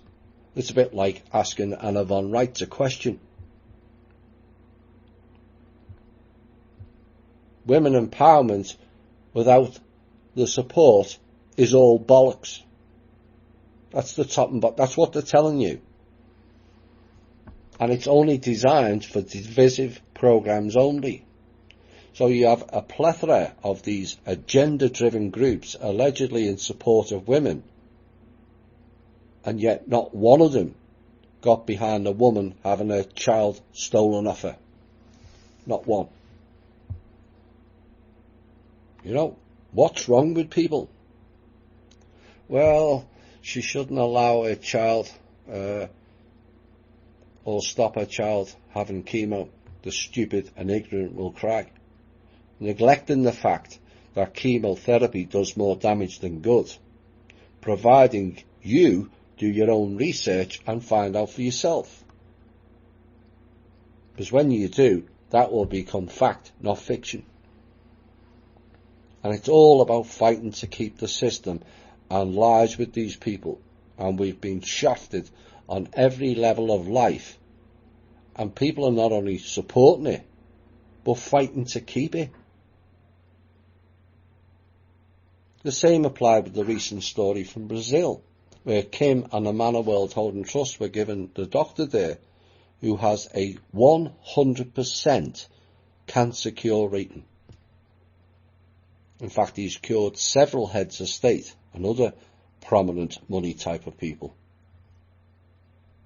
And he wanted 10 billion to build an advanced cure and health centre like a mini town as a support structure. And in came the clowns to block it, which is all too familiar as they wish to keep their $1 trillion cash cow going. But we had some in the alt media people we referenced last week supporting the blocking of it also. Supporting the blocking of a cancer cure centre. Wrap your heads around that fact. You know. But I ask again, where is the mother support for that woman who has just had a state-mandated child kidnapping done to her in broad daylight? And the alt media is doing what to support her? Nothing. The women empowerment groups are doing what to support her? And all mothers are doing what to support her? Sometimes it makes me wonder what we're actually saving here. When the majority can just ignore all these crimes right in the face. Of course, until it happens to their child, and then there's outrage. But by then, it's too late. The same thing happened with foreclosures, did it not? People ignored it because it was happening to somebody else. And you heard the words from some people saying, well, if you don't pay your debt, this is what happens. Ignoring the fact that they're too stupid to understand there is no debt to begin with. We can't keep ignoring what's happening in front of our eyes. And those so-called women empowerment groups are as fake as a glass eye. Let's be honest. And what if everyone cared? Wouldn't it be a much better world?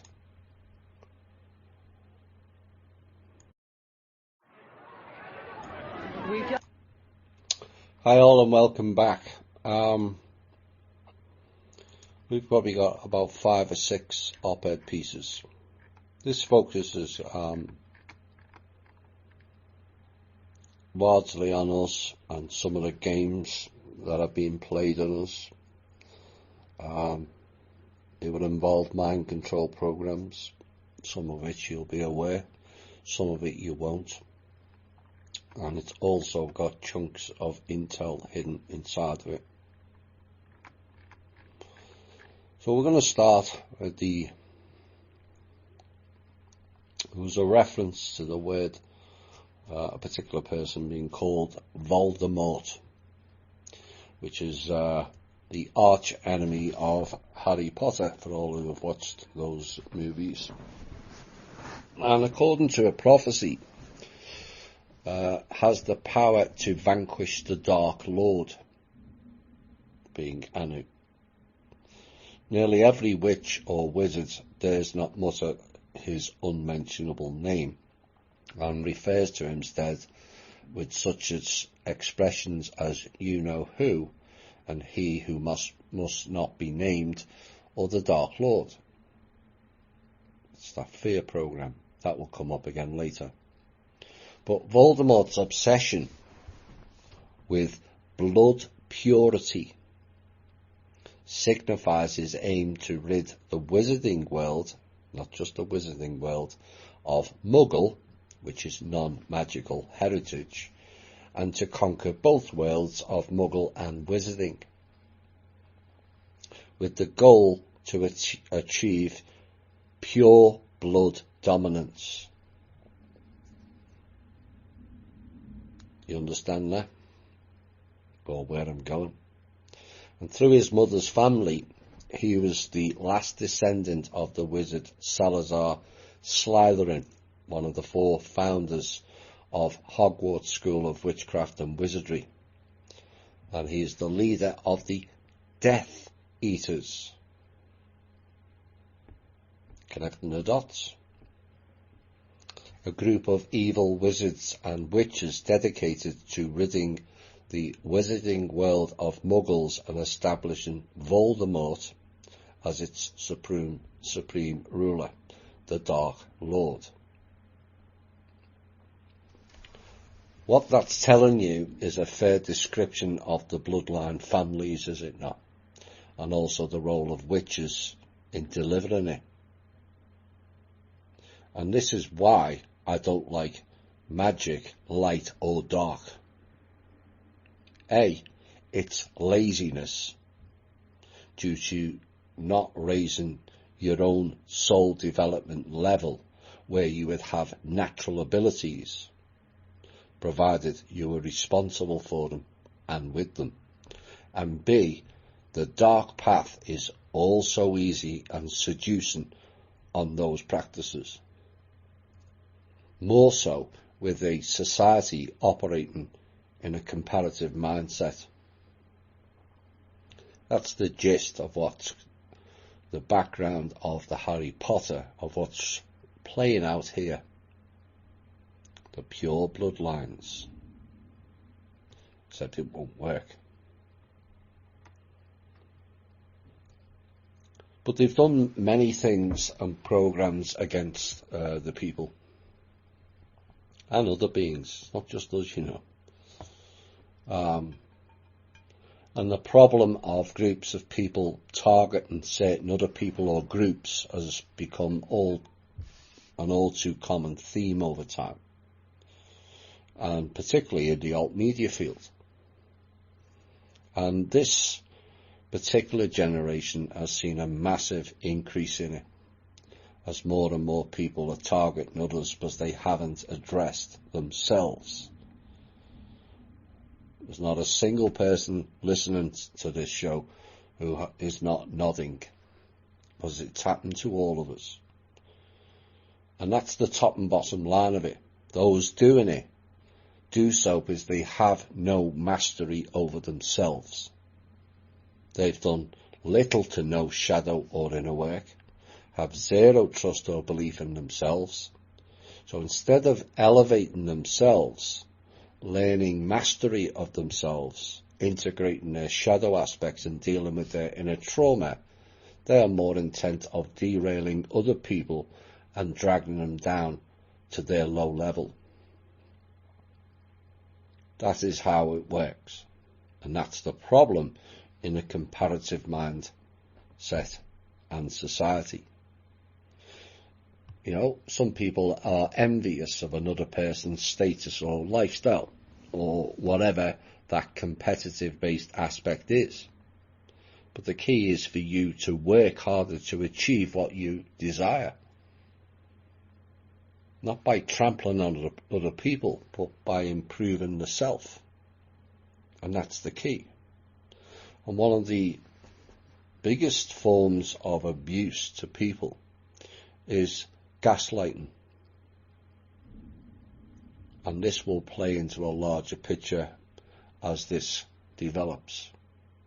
And it's a form of psychological abuse that is used by narcissists in order to instill in their victims an extreme sense of anxiety and confusion to the point where they no longer trust their own memory, perception, or their own judgment.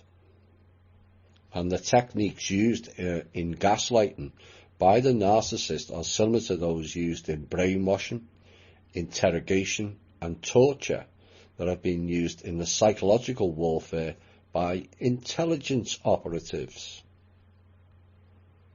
Law enforcement have also used it and other forces for decades. Now, the intention is to, in a systematic way, target the victim's mental equilibrium, self-confidence and self-esteem so that they are no longer able to function in an independent way. That's the whole gist of it. And gaslighting involves the abuser to frequently and systematically withhold factual information from the victim and replacing it with false information. And because it's also subtle, this rather cunning MKUltra behaviour is a deeply insidious set of manipulations that is difficult for anybody to work out. It's subtle. And with time, it undermines the mental stability of the victim. And that is why it's such a dangerous form of abuse. The emotional damage of gaslighting is huge on the narcissistic victim. And when they are exposed to it for long enough, they begin to lose their sense of their own self. Unable to trust their own judgments, they start to question the reality of everything in their life. They begin to find themselves second-guessing themselves. And what this does, it makes them become very insecure around their decision-making, even around the smallest of choices. The victim can become depressed and withdrawn. They become totally dependent on the abuser for their sense of reality. Remember the Farley shows? Illuminati 1? I've just described it. Where the abuser, they become totally dependent on the abuser for their sense of reality. And in effect, the gaslighting turns the victim's reality on its head. And what I'm describing here is MKUltra tactics in its more milder form. Mind control based distraction. And because so many people have an inferiority complex, it works all too well for the majority of people.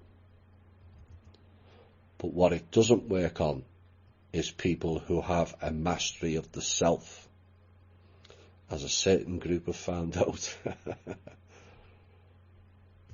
But it's like being back at school, and some kids, back in my time anyway, they would shout out to another kid, "You are gay," which when I was at school was a major issue and a social pariah status, which upset many children at the time. But if they know they are not gay and have a mastery over the self, that type of name calling has zero effect. And that's the key to it. It's only when you don't trust the self and worry what others think of you that it becomes a problem.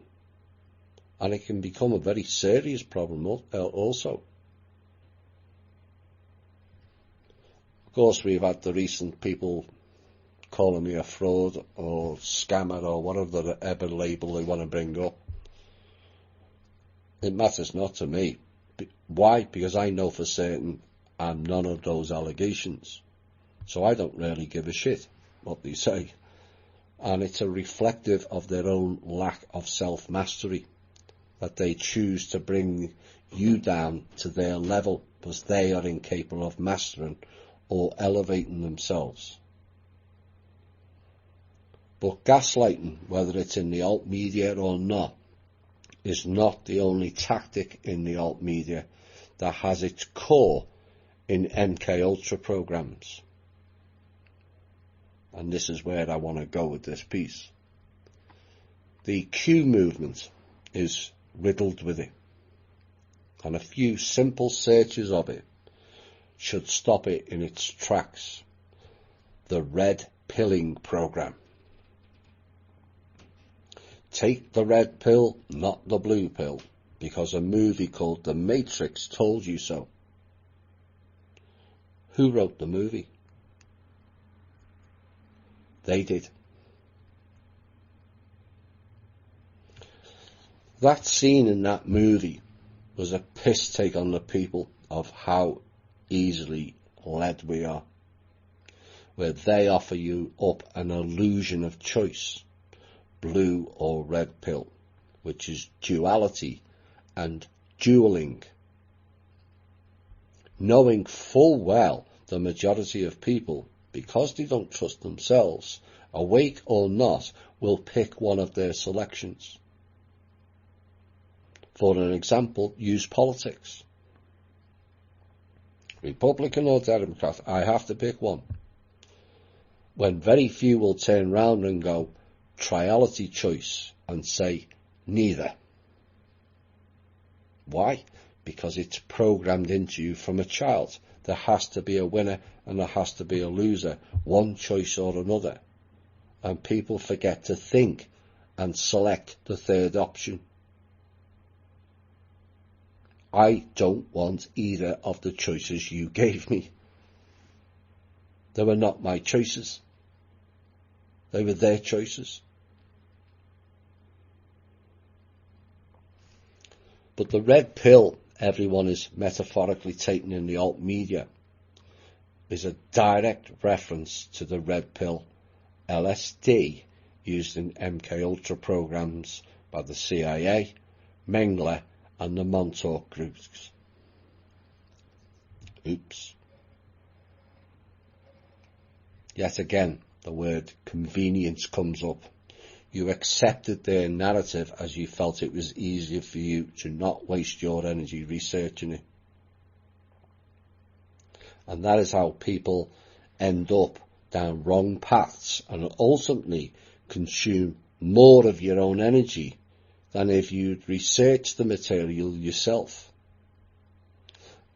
You know, once people realised they'd been fooled, which we all have, people then used vast quantities of energies doing two things. One, they fight to cover it up. And two, they use gaslighting methods on the messenger, consuming even more of their energy. It's false economy of your own energy. Do you not get that? Now, the alt media has a plethora of these MKUltra based mind controlled people. Shane Varuna told you all that 4 years ago, even though he had been in the programs himself. Laura Leon, Madeline Neartain, Lily Earthling, Org Tellers, Bill Brockerbrader, Eva Moore, Duncan O'Finian, James Casbolt, Max Spears. In fact, all super soldiers have. Bill Ryan, Karen MacDonald, Patty Brassard, and many others. Now, that is not said in any way to denigrate those people. Remember, they are victims. Let us not forget that fact. They didn't ask to go in that type of program. And those people need help. But I, for one, will not allow them to make victims of others because they are not in control of themselves. All of them at various times, and this is the key to spotting them, have exhibited erratic behavioural patterns. Their messages flip-flop back and forth, contain a plethora of dark or fear-based material. And some don't appear to be the same person in some cases. For those with a slightly longer memory, will remember the Org Tellers meltdown in our group. There's your classic example. They flipped the switch on him. only takes one trigger word and off they go into gaslighting, killing, you name it.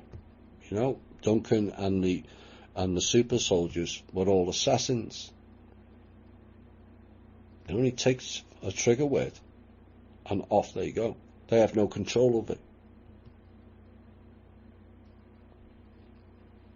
And then we have the monarch-programmed females that are also another method of infiltration, not only into our groups in the alt media, but in society in general.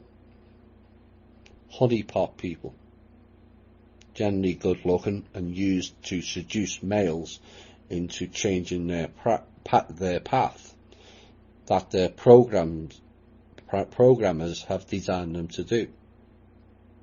Again, it's not their fault.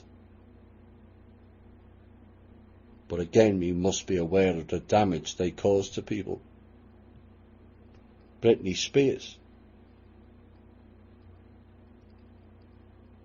is a monarch.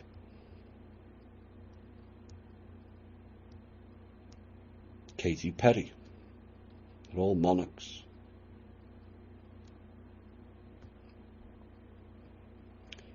If you struggle to believe some of that,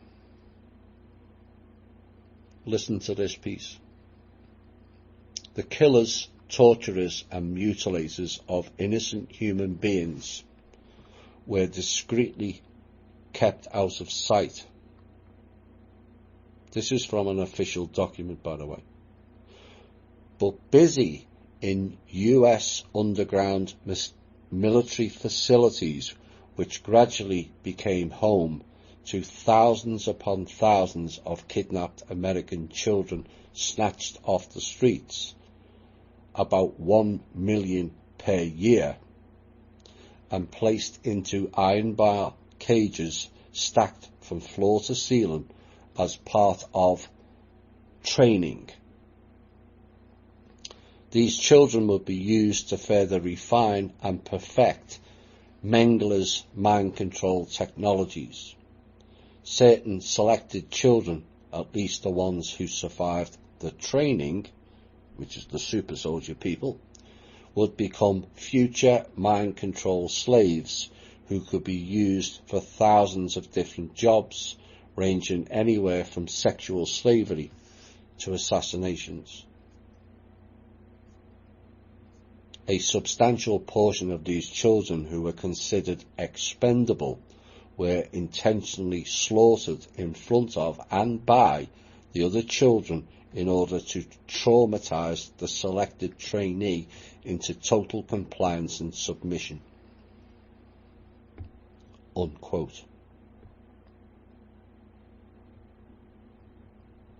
At McGill University in Montreal, Dr. Ewan Cameron, Green Programme, Mengele Programme, carried out a series of experiments for the CIA, effectively turning his patients into vegetables, and the process, which Cameron called depatterning, relied upon intensive electroshocks followed by 30 to 60 days of drug-induced sleep to destroy existing patterns of behaviour.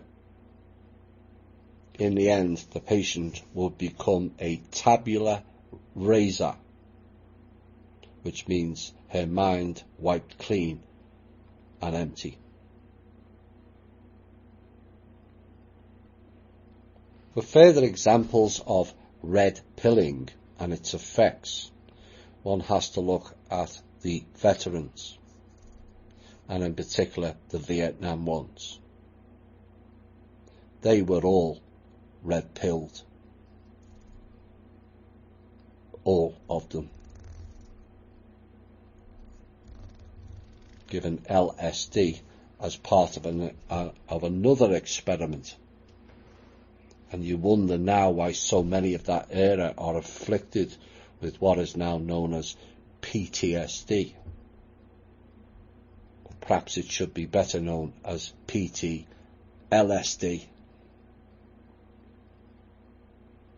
and that era was riddled with it. Even songs by specifically created groups like the Beatles, Tavistock creation, sang about it. Lucy in the Sky with Diamonds. Lucy, Sky, Diamonds, as in LSD.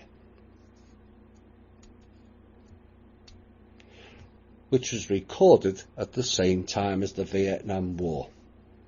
Coincidence? I think not. It's called seeding, planting thought processes into the brain, and it's how they work. Perhaps you might not want to sing along to this song anymore. Hi all, and welcome back to the final portion of tonight's show.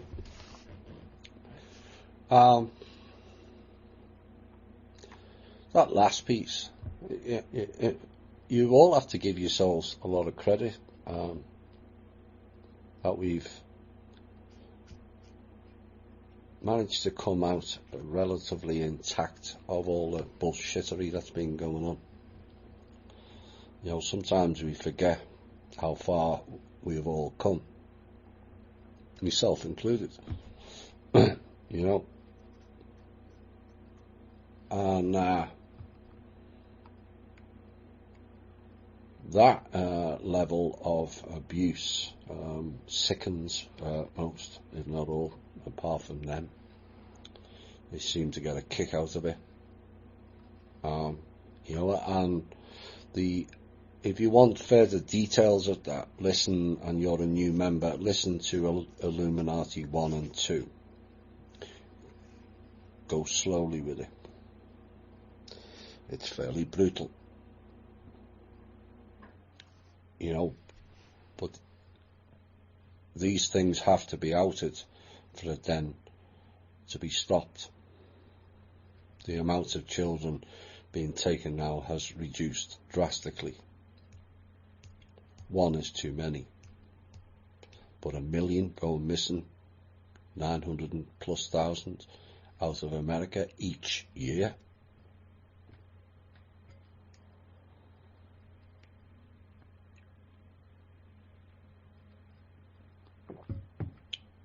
That's what's been going on in the past. And there's also, you know, a lot of people who have been wrapped into this MK Ultra mind control. You know, people seem to think it's all very severe and electric shocks, and that does go on. It's been going on to the American people and in other countries for the last 70, 80 years.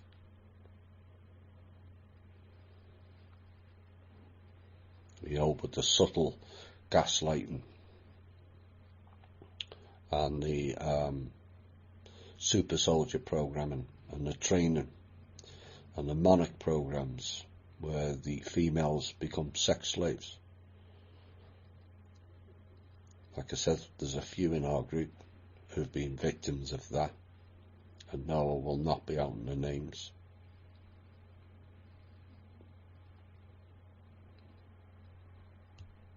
You know, these people are victims, but I will not allow certain ones in the alt media to damage others because they're not in control of themselves. Here's a more positive story before we go into the last piece that covers a whole plethora of topics. And it was by one of the members, and I've just took a portion of it,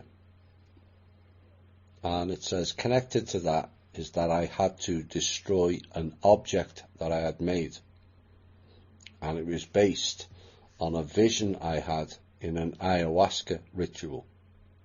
I thought back then it was all light, but realised that it was not, but something of the astral. Although it was beautiful to watch, realising now that was a seduction.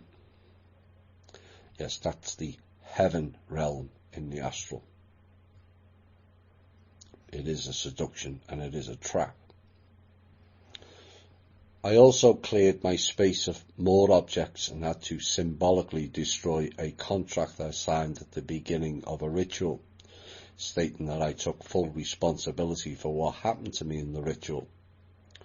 Through that experiences, I learned to deal with the images I now occasionally get. I understand now they are attacks. They are weak now, less frequent, and very easy to send back times 10 and destroy. This gives me a feeling of confidence and strength. That's exactly what it does when you do work on the self. You get a stronger strength, inner and outer, and confidence, which is lacking in many people, confidence. It's one of the things I struggled with when I was younger, low self-esteem. You know, it's very debilitating. And that's where the comparative mindset kicks in. So that was from a member, and an example and validation of how the tools that I've given out in the various shows do work in these fields and sometimes dimensions and planes.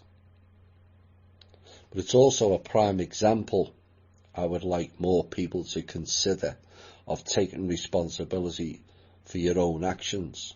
It is cathartic and a purging of your cord connections to darker elements and wrong paths that have been arrived at by various methods.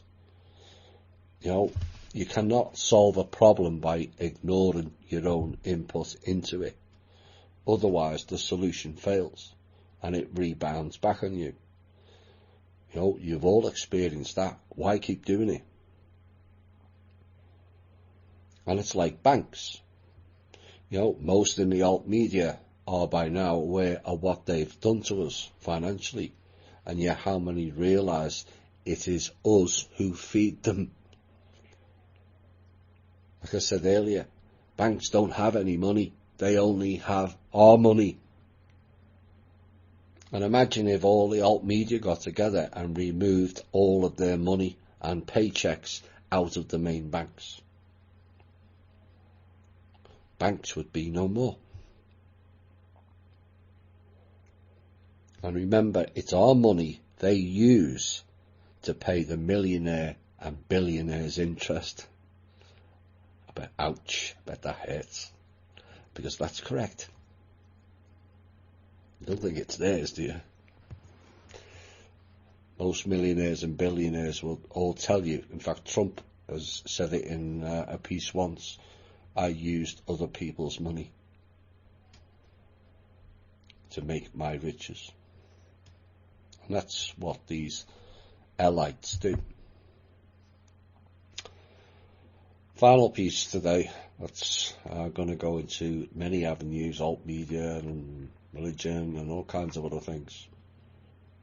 But I saw what started it off. I saw a post the other day of impressive bullshittery, all of which all of us have bought into in varying times, and so there's no shame in that. And the 2010-2014 brought in a range of elevated programs, and I will use that term correctly because it is a program, into the alt media, all largely telling us what we wanted to hear. And it was the era of the channeled messages of dear ones. You know, that is your first clue that it's fake to begin with, dear ones. If it starts with that, forget it. And all of that was engineered by voice-to-head technology. Again, it's another mind control program. So it plays into the last piece before the music break.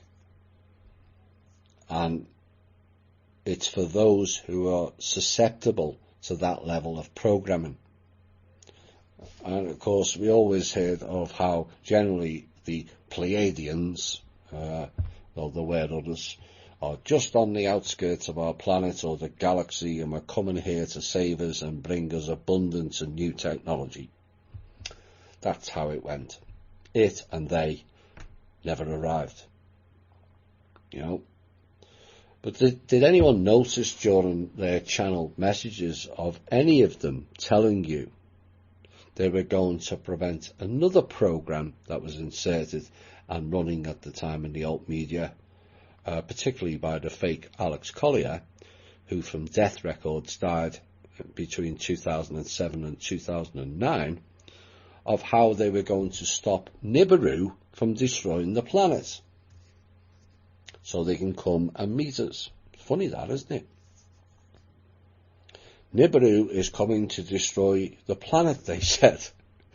You know, it was every post. Nibiru's, we're all, and what happens next? Well, yeah, you're all going to die. Yeah. You're all going to die. Nibiru. And yet, none of the channeled messages mentioned it or discounted it. It's funny that, isn't it? We touched on contradictory pieces recently, but alt media is kind of riddled with them. Contradictory stories was order of the day. You know, people were demanding when is NESARA and collateral accounts and the birth certificates are going to pay out so people can go and buy lots and lots of materialistic stuff or whatever. None mentioned pooling funds and improving life or the planet. But at the same time that was going on, and people were also demanding when are the replicator machines coming out? Remember them?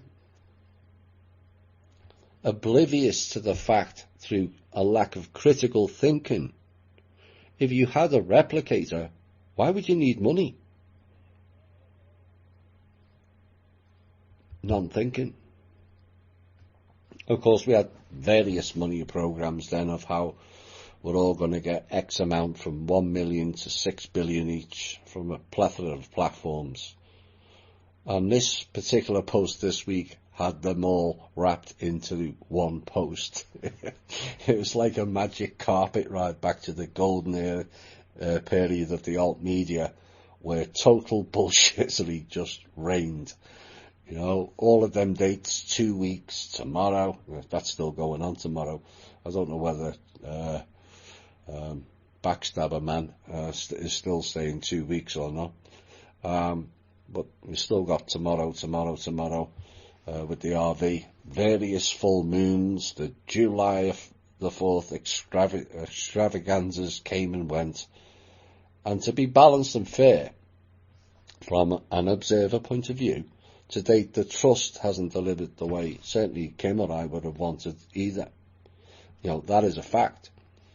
And yet giant strides have been made by the trust in so many other ways, which will be lost on many outside of this group and conveniently lost by some other groups also. But we have at least ascertained there is no NESARA, GESARA, RVs, GCRs, San Germain trusts, and we did get a full lowdown of what really was the collateral accounts and who are the murky players within it. What is the 5-star trust? You know, the fact that the spiritual Wonder Boy accounts actually exist, and a plethora of other revelations that gave the average person a chance to really understand who is who and what is what. And it has given you all a more clearer picture. And the biggest thing is it has allowed some people to focus into better levels of thinking, and also preserved your energy away from bullshit and preferably onto more valid things. And yet, out of all of those monetary-based programs peppered throughout the alt media, it was on every site. For those who were around on the alt media then, there was never a single concerted effort by the alt media to discount or question any of those various programs. Until the trust came along. Funny that, isn't it? And to any impartial observer, it becomes indicative. But 2014 brought in new programs involving money, and new levels of bullshittery, the blue avian narrative, which was included in that article. You know, all designed to steer you away from some of the previous crap that have been put out, because around that time some of us had started to work out their lies and levels of intrusion into the alt media field by agents. They were always there, directing one program after another, as mentioned earlier, contradictory ones. But by this stage, and this was the kicker, there were many more Americans were coming out of their collective 9/11 induced amnesia, and many joined the alt media around that time to study that, and down the rabbit hole you go into the other fields. And from their perspective, that had to be curbed by the so-called authorities, and then in came the personality-led narrative and characters, who still to this day, if you believe their fake algorithmic figures, garner much support. But the gist of it is the alt media has become the mainstream media in disguise. They're both ran by the agencies.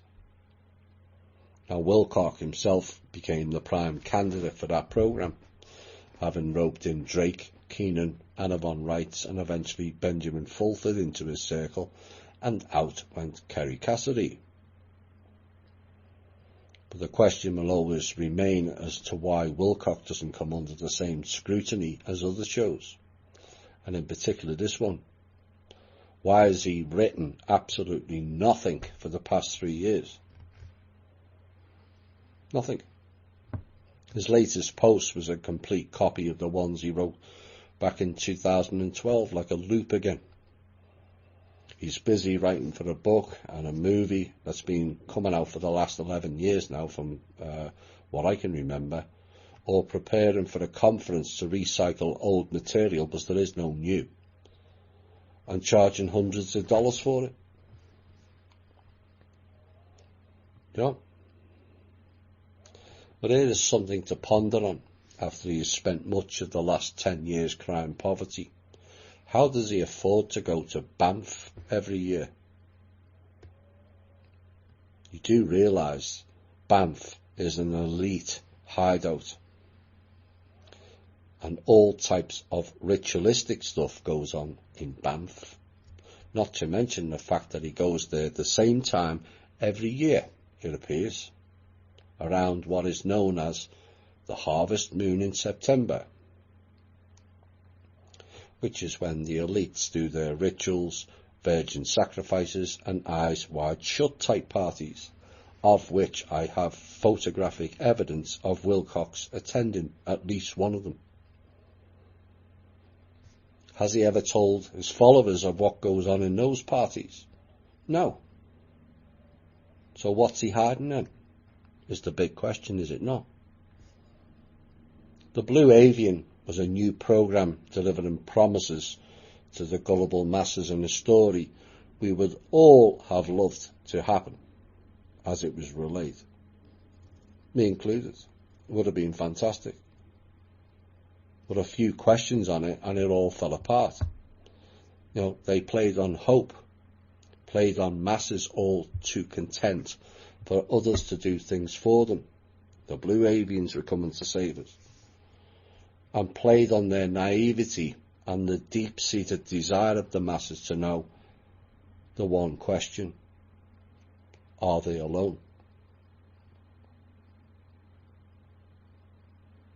And yet, neglecting the fact we're not alone on this planet, never mind the universe.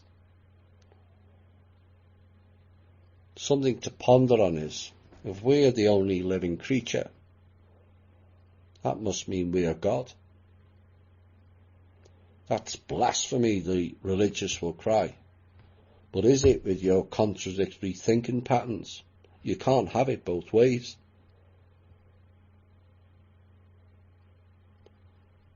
We can only be alone if we are the only living species on this planet. But what about pets, animals, mammals, fish, birds, insects, plants and trees? Do they not count as living species? So how can we be alone?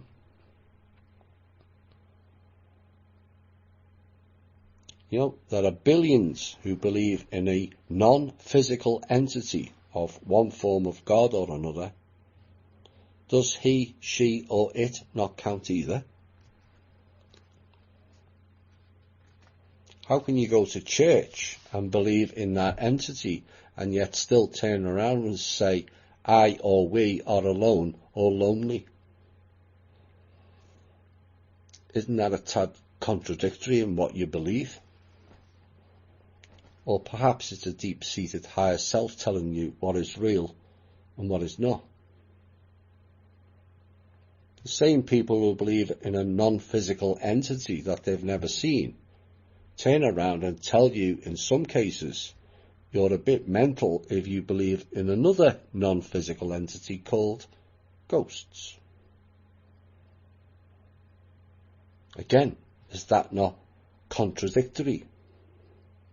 So what you're saying is only God can in essence be a ghost, holy or otherwise.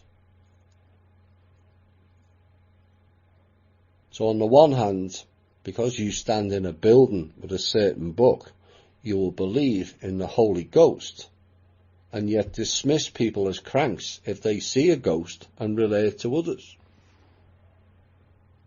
Contradictory again, isn't it? Well, like I said in a recent show, the same people will tell you it's ridiculous if you believe in zombies, and yet asking a dead man to come back from being dead for 2,000 years to return and save them. Save them from what exactly? What is he saving? Have people actually defined what he is allegedly saving them from? Jesus will return and save us. From whom? From what? I thought we were alone.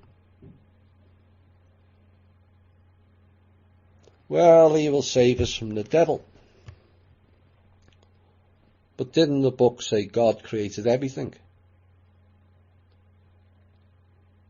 That means he created the devil as well, did he not? Is he not responsible for fixing that mess? Or does forgive us our sins only apply to God?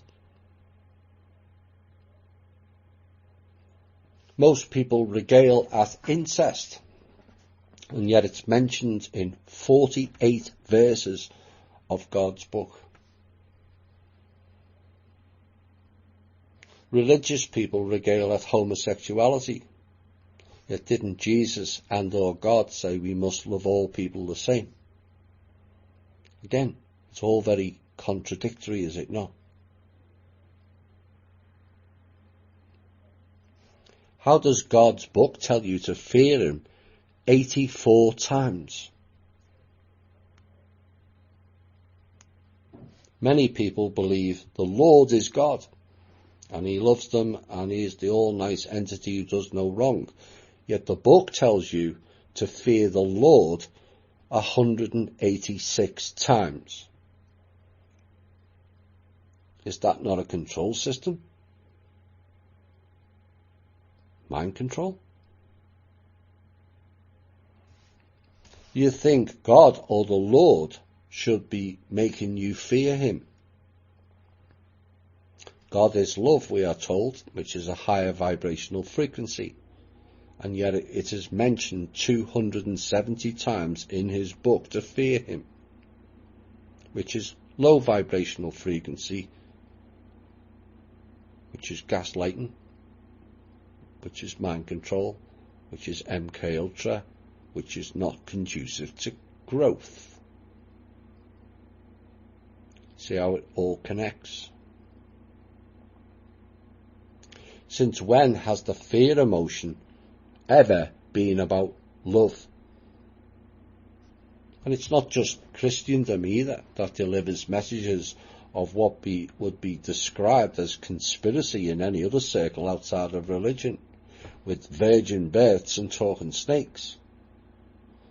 But the scriptures tell you that Buddha and Ra were born out of their mother's side, for source sake. You know, it adds a whole new meaning to my sides are splitting. Yes, with laughter at the sheer stupidity of narratives contained within them books. The mother gave birth out of the side. You know, that would be classed as a conspiracy.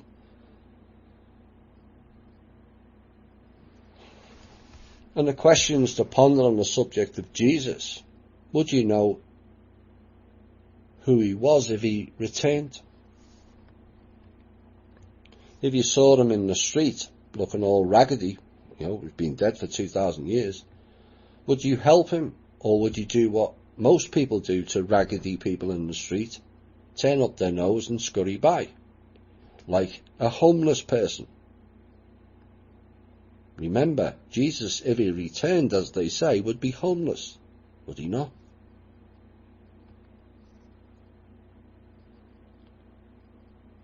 What if he came to you today and said, "Hello, my name is Jesus"? What would your response be? Fuck off, zombie. You're fake. You stink. Go and get a wash. You look like a Muslim terrorist. Where's your ID? They may sound all funny, but is it not a true reflection of how society in general now treat people? Some would thump him for lying. And what this proves is no one would have a clue whether he was real or not, because there is no defined proof, only a set of beliefs given to you by the system. If he returned and didn't have a beard, people will say he's fake, but you wouldn't know if it was real or not. Nobody would. So, what is proof? There is none. If I told you Dave Biondal was Jesus, would you believe it? If Trump or Putin told you, would you believe it? If some fake channeled message told you, would you believe it? So what is proof? And yet some Langley agent or think tank scriptwriter tells you something fantastical on the internet, and so many believe it. You know, in overview, and on that basis, that makes the CIA the bastion of proof, does it not? Please cue my favourite MeWe GIF of what I just said. Because they're the ones that are writing this script. So how does those last few paragraphs sound to you? Does it make you feel a bit stupid? Well, we've all are a bit stupid at times, so don't feel too bad. And the key to correcting our own stupidity, and this is where critical thinking comes in, you have forgotten to apply your own questions to any narrative, whereby to look at a narrative and weigh up your own questions based on it. Many will hear this piece and go, wow, I never thought of it in that way. My question is, why didn't you? Each and every one of you is more than capable of bringing up those questions and analysing them in the same way. And once you analyse many things in the manner of what we've been told, it all falls apart in a contradictory pattern which always repeats. And it all comes back to you, what you put your energy into, a belief system or your own understanding and truth. Many will throw themselves into arguing about politics, and yet a reminder of the famous saying reveals our own folly of that. Quote, politics is the last resort for the scoundrel. And politics is often the last refuge for the scoundrel, thief and idler. Why would we waste our energy on scoundrels, thieves and lazy people? And yet the whole QAnon thing on the internet focuses entirely on the political scene, does it not? But when you look at that in overview, what we're asking is, we're asking a politician who are declared scoundrels, thieves and idlers to correct a corrupt system of which all of them on some level are a part of that corruption, whether directly or indirectly, coerced or not. Does that make any sense whatsoever? It's like asking Al Capone to clean up the mafia, is it not? They're not going to do it. And so everything comes back down to you, what you believe based on a relayed narrative, or what you know based on your own questioning of things and coming to an understanding.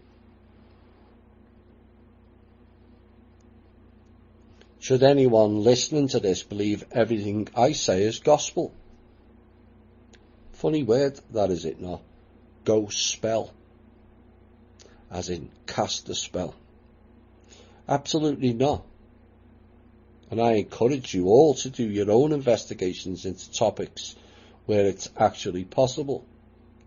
Although, having said that, there are certain types of investigations now becoming narrower by the day, as search engines block whole batches of information on certain subjects.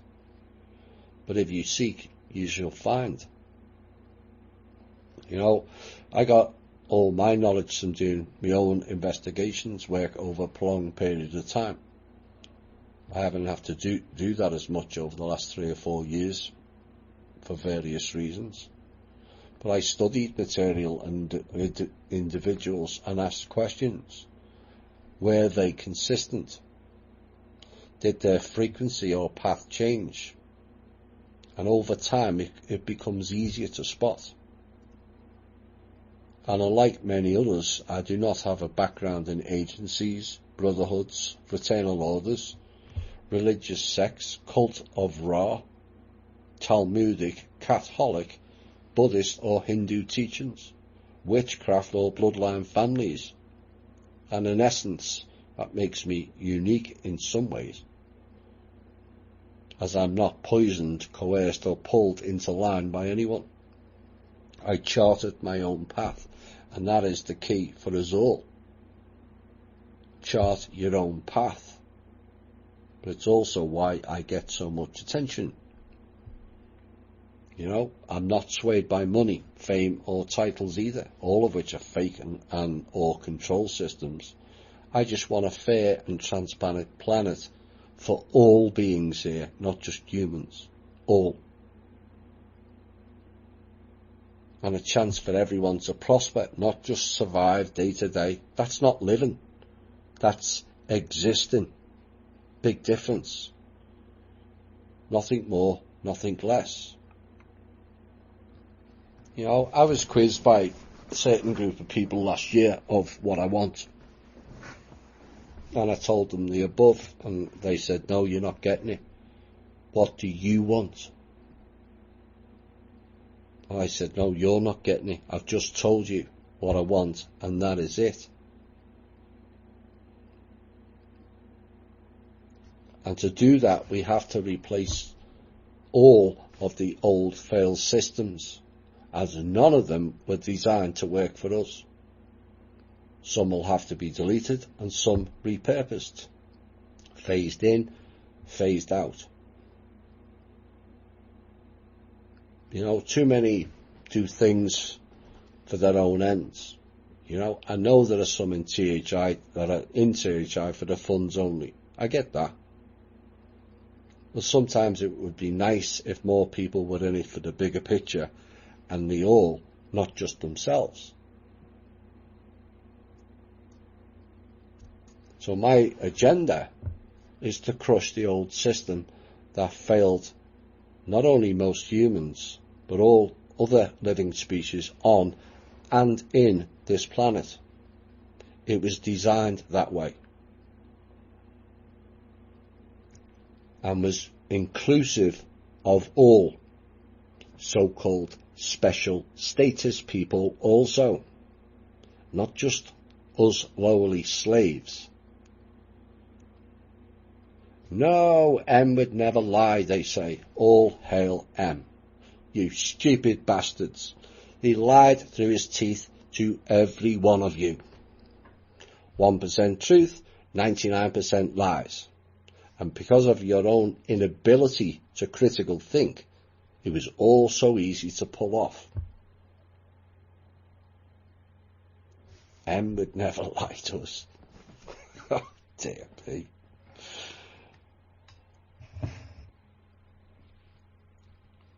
He lied that much you didn't recognise it. All seduced by how many pieces of paper you were going to get. How many titles, how many pieces of land, or how many businesses. And you all went along with it. And he just collected and collected and lied and lied. To those special status people, I hope you all listened to your special guest this week. I mean, properly listened. Because if you don't, you will pay a price for that level of non-hearing and stupidity. You will not be allowed to stall the restoration of this planet. She and we have made that very clear now. The planet is about to go in a different direction, in more ways than one could possibly think. The consensus on the higher levels of thinking is what was done was wrong, and there is a will and drive to correct that now by enough beings. It will never be the all. Some are just psychotic. And now, more than ever, we have a fantastic opportunity to turn this world into a much better, safer and harmonic place than it ever was. It requires the participation of the all to drive that. Initially it is, and has been, the few, for various reasons. But doors will open. But you have to be ready to walk through them. That's not down to anybody else, but for you to choose your path. Just you. If your first thought is to ask, what can I do? You really haven't absorbed the message of not only this particular show, but the hundreds of other shows that I've done. People often ask, how is Kim or I involved in the council? It's not because we were appointed, but because we both decided to do something that would or could have an effect. Although Kim later was appointed by them as an ambassador. No one told us what to do. The key is, we just did it. And everyone else on this planet had the same opportunity to do so, but never believed in it. And the saddest thing, and more importantly, never believed in themselves. That has to be corrected by each and every one of you. This has been the Truth, Honour and Integrity Show. My name's Thomas Williams. Bye for now.